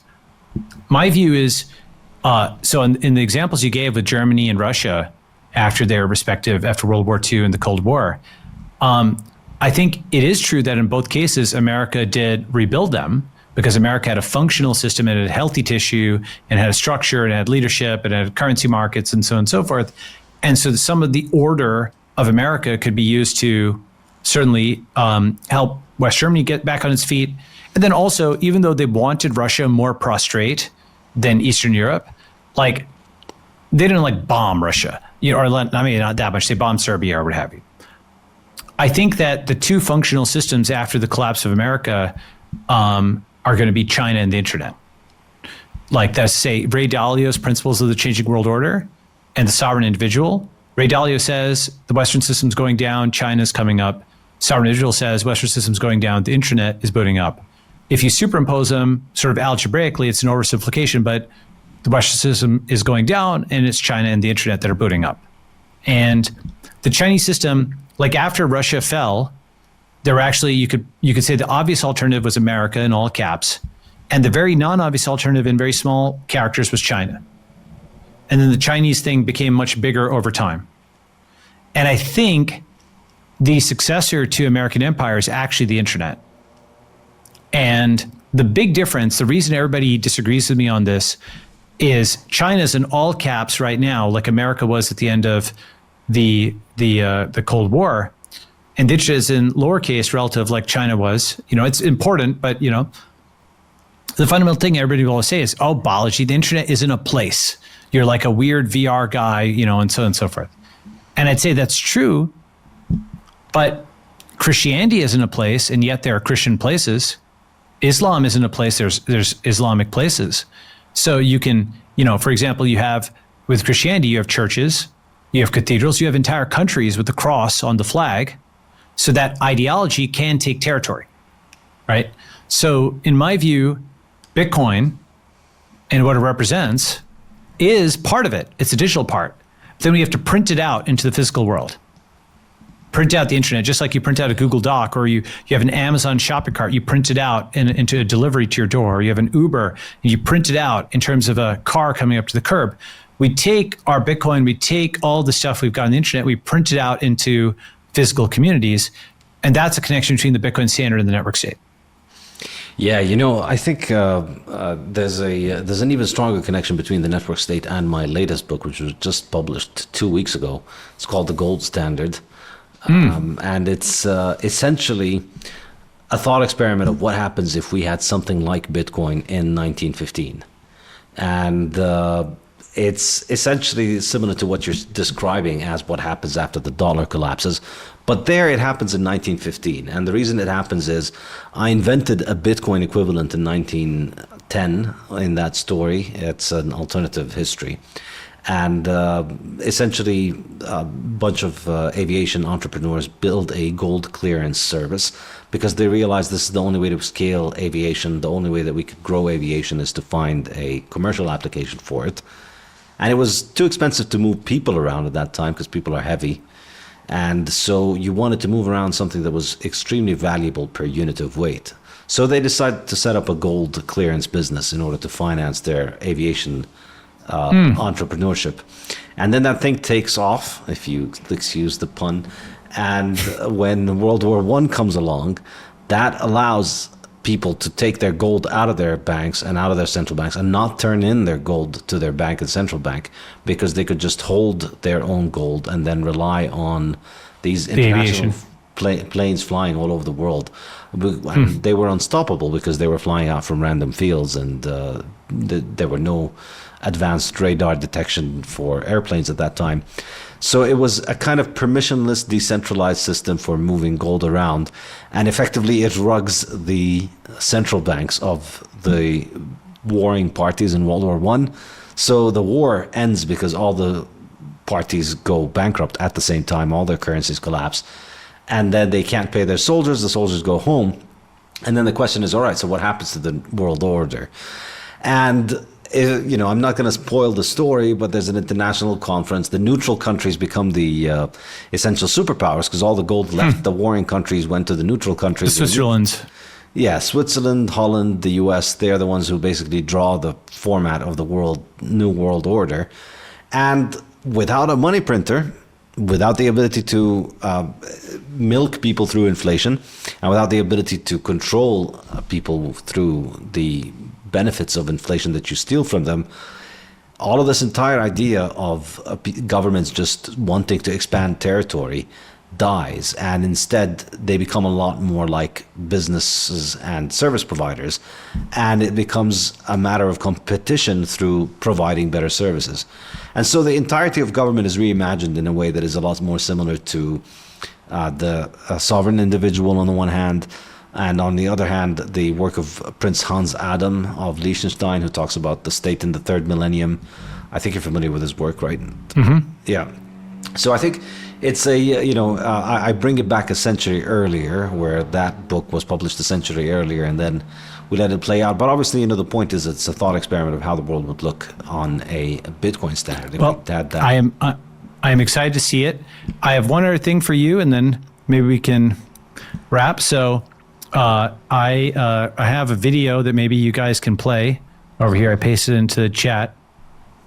This is just what I'm doing over in Singapore.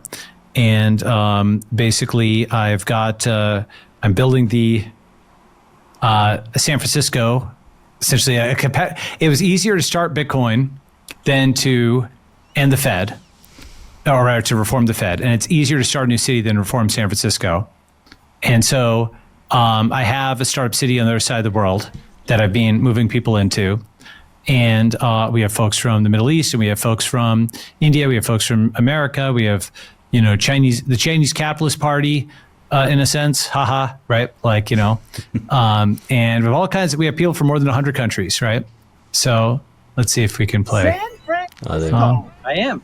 He found a massive empty city on a ghost island and rented thousands of rooms, and then invited tech people from around the world to come and build their startup here. My name is Balaji, and this is the Network School. Here at a green island in Malaysia, right next to Singapore. Singapore is only like 40 minutes away, right there. Balaji and his team created a startup city for tech people. They stay together. Each founder gets their own room with a very spacious bathroom. So you don't have to think about anything except working in your startup and working out. They work out together. Founders push each other to burn calories and build muscle together. So how many people work out in a day? About 110 to 120. That's like 60% of people working out. They work together. Every entrepreneur works on their own crazy idea. I'm building a creative AI lab. We build a consulting company that helps nature. I'm building Siri, but better. The whole idea is to build a San Francisco that doesn't suck. San Francisco is violent, criminal. We can do better. We must do better. Cheers! They eat together. Breakfast, lunch, and dinner, all healthy, all included. You have alcohol? No. You have energy drinks? No. Coffee, water, everything is healthy. That's it. Pretty much. That's cool. They chill together. Imagine living here in a resort by the beach, 50 minutes from Singapore, chilling with your best friends, building your dream business. It's easier to start a new city than to fix San Francisco. All the people in San Francisco have come from all around the world. We just need to bring them somewhere else, and that's what we're doing. You are the average of the 5 people around you. So if people live this life with these people on this island, you can build something great together. Thank you, man. Glad you liked it. Come to Denver School. This is awesome.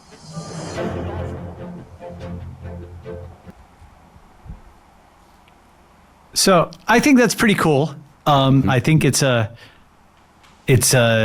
well, actually, I'd love to get your reactions on it. That's what I'm doing. Yeah, no, that is fascinating. So I mean, I'm not quite sure how this leads to the network state thing, because this seems to be a little bit different, perhaps. Well, so the way I think about it is as follows. Facebook started as just a Harvard social network. Then it became a college social network. Then it was also high school. Then it was like basically all Americans. Then it was the world, and so on and so forth. It's like in stages, right? And so what we're proving here is that we can basically populate the land from the cloud. And, that video basically was more startup focused and founder focused, but really a much more citizen focused, right? Not everybody has to be a founder. In fact, I've got this post coming out, which is like titled Fundamentals Over Founderitis. I think being a citizen, being like a having good relations with your fellow man, having a good job, having a wife or a husband, having kids, having a family, having all of these kinds of things in life is more achievable than, the 0.0 whatever percent of people who can be a tech founder. Nothing wrong with the latter, but I think we've got an over focus on that. So it's more focused on fundamentals really, though it'll start with tech adjacent people simply because they're early adopters of things. And what I want to prove out is that we can get, actually we've already passed this number by a lot, first get 1,000 and then 10,000 people. And then eventually, if you can get to there, we can get to 100,000 people from around the world that have come to a new location. This is what I call the fractal frontier. All these pockets of the world, these, empty islands, or, for example, in America, they've got college campuses for sale because they're bankrupt. Or in Japan, they've got IKEA, which are abandoned villages because their population has declined and so on. If we can populate the land from the cloud, then we can do what I talked about earlier, which is we take the social network and using Bitcoin, we print it out into the physical world and we use the Bitcoin to acquire or to lease land, right? We move people in there and we print out that social network. Mm-hmm. And if we can prove that here, then we can prove that in all the nodes around the world. And that brings the network state that I talked about earlier. Now, with one caveat, which is I don't plan to declare independence or anything like that, and blah, blah, blah. I think about how Bitcoin had a long path before it finally got recognized by El Salvador as being a national currency. That was not predictable at the beginning, the ricochet of all these things that would lead to that. That was like 12 years after the founding of Bitcoin. So I'm patient, we'll play the long game, and eventually somewhere in the world, some country, some jurisdiction can offer us a measure of diplomatic recognition. For example, the UN actually has thousands of NGOs that it recognizes in some form as like being observers, right? There's dozens of small countries that $1 billion actually goes a long way there. And if you could bring global tech people there and global capital there, it'd make all the locals richer. And they might give you some peninsula or some island they're not using, and you can build there, for example, right? All these kinds of things I think will be possible as the map opens up. But for the time being, it's just building the community and then building a formula that we can use to print out the cloud around the world. Hopefully that makes sense. Yeah, I think there's a. I've been leaning toward the idea that maybe this is something that's going to, a lot of these technologies, we think that they're going to move us towards new things, but all they end up doing is taking us back to older things. People go back to primitive ways because there's a reason these stuck around for a long time. So I'm curious. There's a lot of value in tradition. Yeah. Yeah.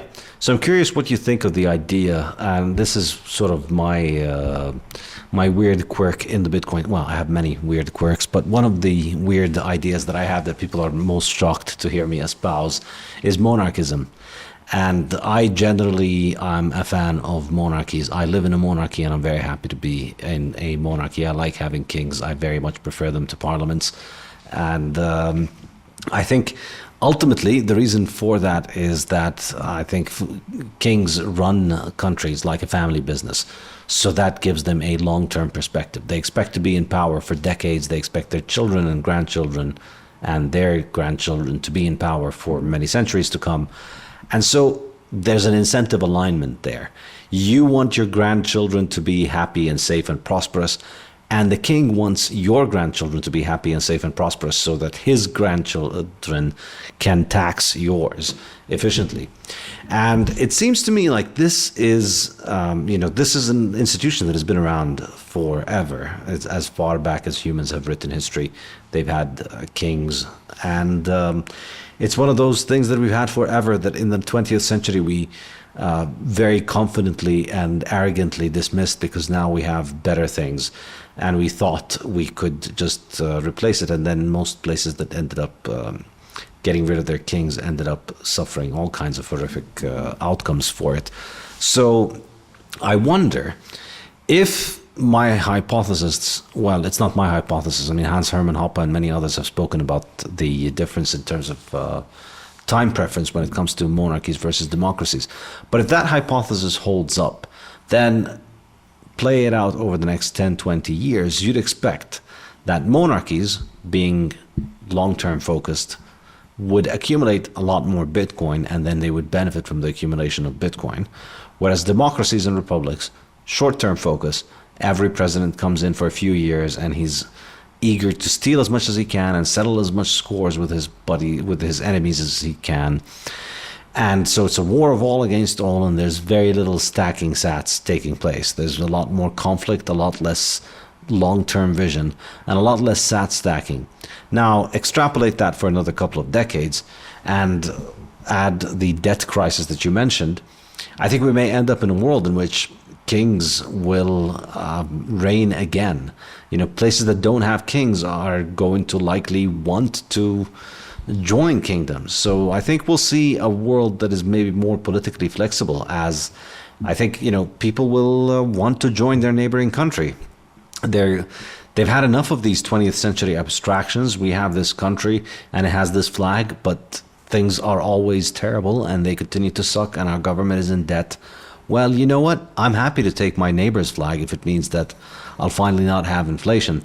So I think maybe what it'll end up happening is, I think ultimately you and I agree on the same pivotal point, which is exit over voice. Or as I like to put it, there's a chapter in my book, choice, not voice.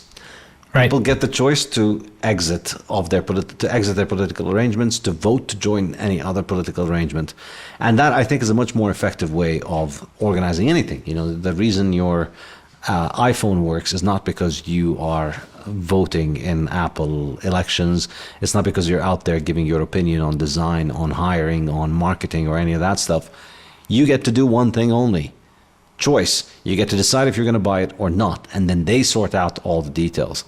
So I think this is a much healthier way of providing incentives, and I think maybe as we head towards this freer world, we head to this world of less government predation through inflation, that's just going to move people back to the old institution of monarchy. What are your thoughts on that? So there's a lot I can say on this, and I have a talk on it and so on and so forth that maybe you can link in the show notes. It's called Techno-Democracy. Mm-hmm. But while I agree with many individual points you're making, I want to offer a few complementary points and a partial reframe. Okay, so first, let me start with all the parts we agree on. Essentially, Democrats, in the name of democracy, have plundered many American states and also much of Western Europe, with fiat currency in particular. It's just giant highway robbery. But I think that it's interesting because I would argue that at a deep level, democracy and capitalism are both about choice. Whereas capitalism is a choice of what you do with your dollar, and democracy is a choice of who governs you. Like the consent of the governed is, if you were to make a radical and sense of root argument, take away all the superstructure, have you consented to this government or not? The reason that you like the country you're in is you may think that leader, and you may correctly think that leader does a good job, but you consented to it. You were not forced in there, right, and so on and so forth. I would argue that is voting with your feet, and that is a form of democracy, and that I would argue that interpretation of democracy between states rather than within them is going to become dominant for a very important reason, and I'll show you a visual that'll explain why. Basically, this is a funny graphic and kind of a joke, but it's also true. Can you see this? Okay, yes, now I can. Okay, so this is a joke, but it's also true. Democrats and communists have both built one-party states. Ha ha ha. Okay, I think it's funny, but it's also true. This is the Communist Party of China, 100, 200, communists. This is the Communist Party of California, where it's all Democrats. And it's been all Democrats for the past 15 years, which means Democrats destroyed democracy. Elections are held, but the party always wins. And in fact, the dysfunctionality of California with $100 billion trains to nowhere really got going, and you can look at it right as they essentially destroyed democracy in California in the sense of having a competitive party with some check and some balance on what they could do. Now, in response, Republicans have now started to gerrymander Republican states. And so we're getting a world where you have one party Democrat blue states, one party Republican red states, and one party Chinese communist states. Which means that your actual democracy is between states rather than within them. So your actual substantive choice is actually between. And I think we can make that very concrete in the sense of, Rousseau has this concept, and I know he's a leftist, but hear me out, okay? Sorry, Rousseau who was it? Rousseau. Oh, yeah. Jean-Jacques Rousseau, right? Like the old philosopher. So he has a concept of the social contract, and many libertarians argue with it where they say, I didn't sign any social contract. But sometimes you can take thesis, antithesis, and come up with a synthesis. So you may have been at like various tech offices and they've got an iPad and you have to have a click through to sign, like a non-disclosure agreement, all right? Imagine something like that, but for your city, and you actually have to sign it on chain. And it's a genuine contract. It's like a real contract, like a binding contract. And what it does, for example, there's different ways of doing this, but you could pledge a portion of your Bitcoin wallet at, you pledge $1,000, for example, as essentially an entrance fee for the city. And it has a bunch of terms, which are called the social smart contract, and you sign it, and you get back a little token in your wallet that says, okay, you can now enter the city because you signed the social smart contract. This is not theoretical, by the way. We're implementing this now This talk I've got here called Tech Democracy talks about it. What that means in practice is everybody who comes to your jurisdiction, whether digital or physical, has to sign a social smart contract where they get an NFT or a token or some digital asset of some kind that is also the key to their door, and that also has an I voted sticker on it, which says they voted for that government. So in a sense, for example, let's say the monarchy that you're entering, you could think of that person, and that person could actually be a president who is accumulating votes from every person who's chosen to be there. In a sense, it just formalizes what you've already done. But it shows in particular when they're voting against California and they're voting for the UAE, that is actually democratic choice, right? We just define it in a different way as the choice of government includes a physical component of moving versus just completely sessile. Right? And this is a concept, vote with your feet, vote with your wallet, just like you vote with your ballot, right? And what I argue for, kind of like if you think about Bitcoin itself, it took three things that had been disparate, which were Visa style, transaction approvals, seniorage, which was previously a province of the central bank, and then also like the fintech APIs, and it kind of bundled that all together into Bitcoin. It kind of took pieces of the existing financial system and rebundled them, It also put bank accounts there with Bitcoin addresses and so on and so forth. It's very clever in many ways. We take pieces of the existing system and we rebundle them because I think the fundamental thing that people can lose sight of that is still valuable is you do want a choice of who your government is, but you're okay if that is a president or a CEO. But you still want a choice. And that's why I think the future is China versus internet in the sense of a billion-person Chinese superstate and 1,000 million person network states. But those network states are run by presidents who have cryptographically provable democratic legitimacy because every single person who's in their society has an on-chain thing that shows that they voted for that social smart contract. And every vote counts because you can count all the votes. You can prove every single person in that society signed that social smart contract before entering. This also, in a very important way, binds both the voter and the leader. Because today, for example, we take for granted in democracies that, someone can run for office and say whatever they want and then do whatever they want. And conversely, the person who's voting takes no responsibility for the crazy things that have happened in their society. Like some, leftists will vote for abolish the police and then be surprised that there's crime, or a rightist will vote for some crazy war and be surprised that they're drafted or something like that, or that they're suddenly, they're much poorer. And instead here, everybody gets exactly what they voted for. And if they don't like it, they can leave and vote for another one. So we just make the voting, it may seem like a simple procedural thing, but it's not, because from a libertarian standpoint, you can understand a contract is actually, the signature is actually pretty important. It's not just vibes, right? So by actually making it so that when you step across a jurisdiction, you've actually filed a vote that anybody else can see, it's almost like a marriage contract, but it's like a binding vote on both sides, because the social smart contract says what that government can and can't do. And they kind of pre-agree. Like, for example, a small example of this, when you land in Singapore, there's a little card in the airplane pouch that says death penalty for drug smugglers. That's like the social smart contract, but you can imagine a whole long thing like this that you have to read and really think through before you sign on to go into that new state. It seems like just a formalism, but I think it's much more than that. So I think that gets basically both sides what they want. I think the right focuses on efficiency and the left focuses on legitimacy.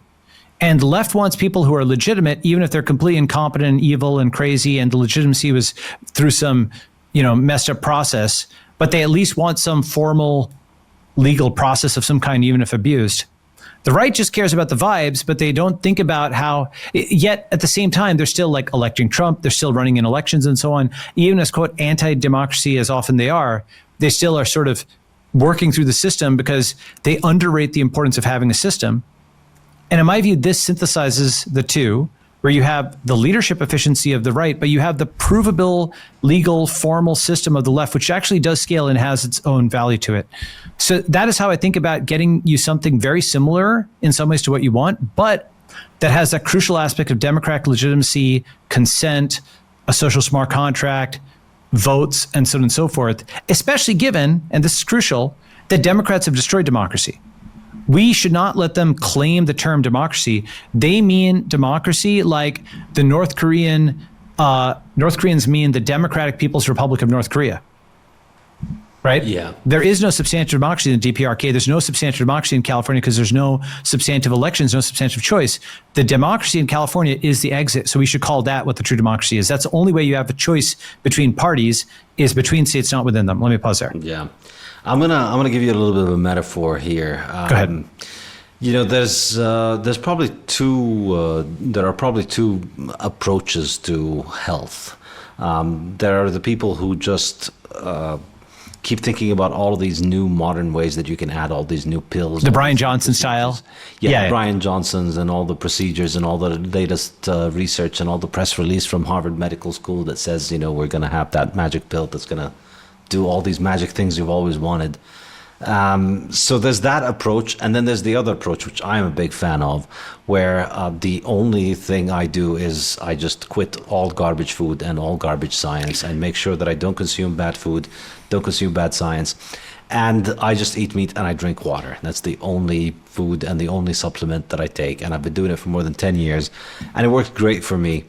And I mean, I don't want to impose it on anybody, but I also don't want anybody to impose it on me, to impose their thing on me. So I'm not out there trying to force people to eat this way, except for my kids.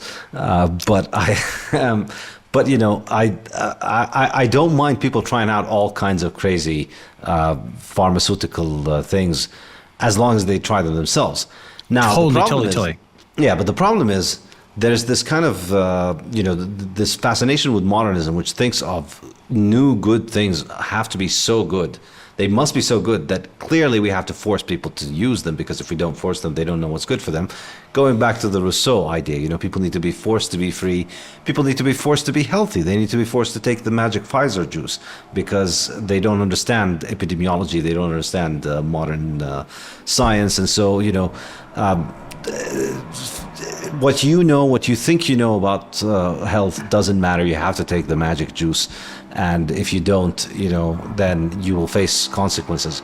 So what I'm trying to get at is that these two distinct approaches, I mean, obviously in some things you want technology, you know, I'm not a Luddite, right. I'm not arguing against technology, but in many ways, in many things, what technology facilitates is really getting rid of the previous crappy technology that has hobbled us for a while, and now we can go back to not being hobbled by it. So for me, you know, the point of Bitcoin is to get rid of all the trash that fiat has caused, and rather than build this new, highly sophisticated modern world, I think Bitcoin might make the world a lot more primitive, in particular in the example of finance. I think finance on a Bitcoin world is going to be a lot simpler than finance on a fiat world, and I describe in detail why in the Fiat Standard.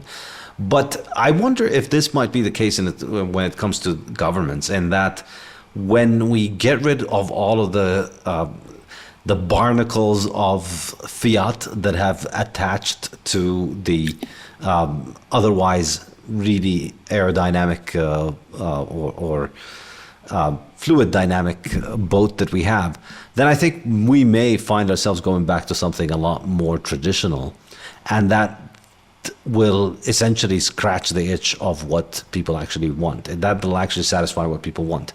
Because, I mean, maybe all of these modernist abstractions about how the world should look, you know, maybe we don't really need all of that stuff. And I think maybe we don't need all of these smart contracts. I'm obviously very skeptical of any of this stuff actually working in the real world.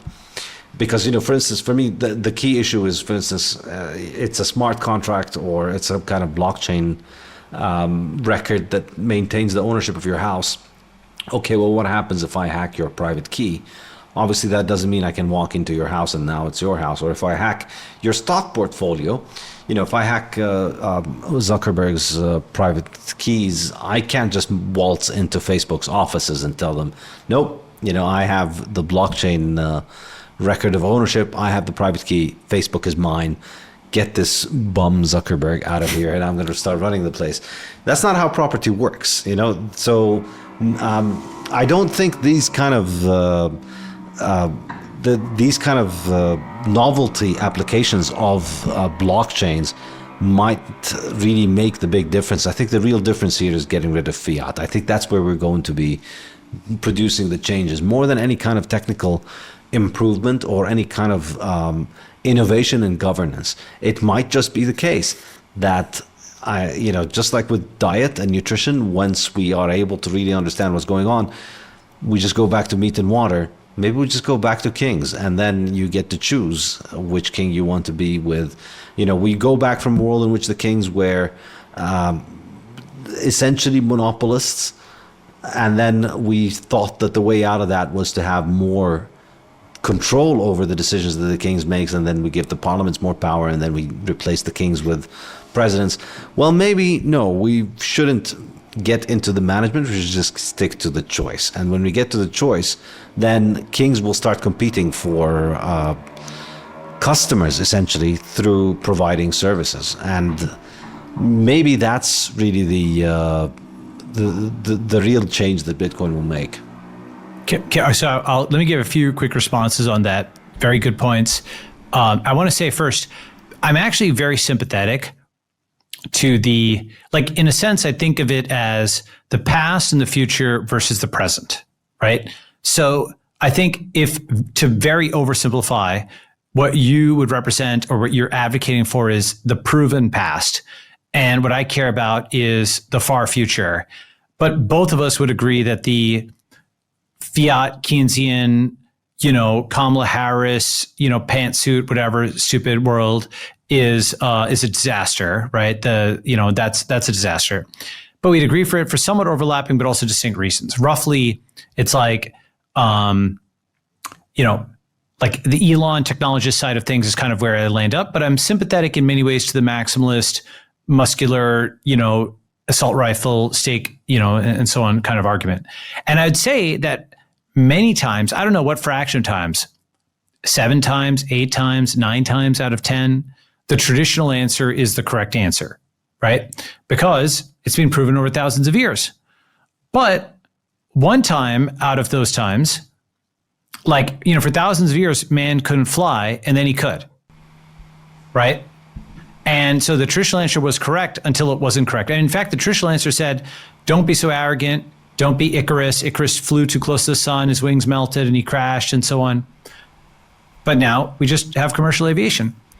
And so I am, the thing is it's almost like yin and yang, right? I think there's a productive tension between those things where if you can remain grounded and if you can articulate why a conservative or someone from when I say from the past, that's not exactly the right term. I think conservative is a good way of putting it.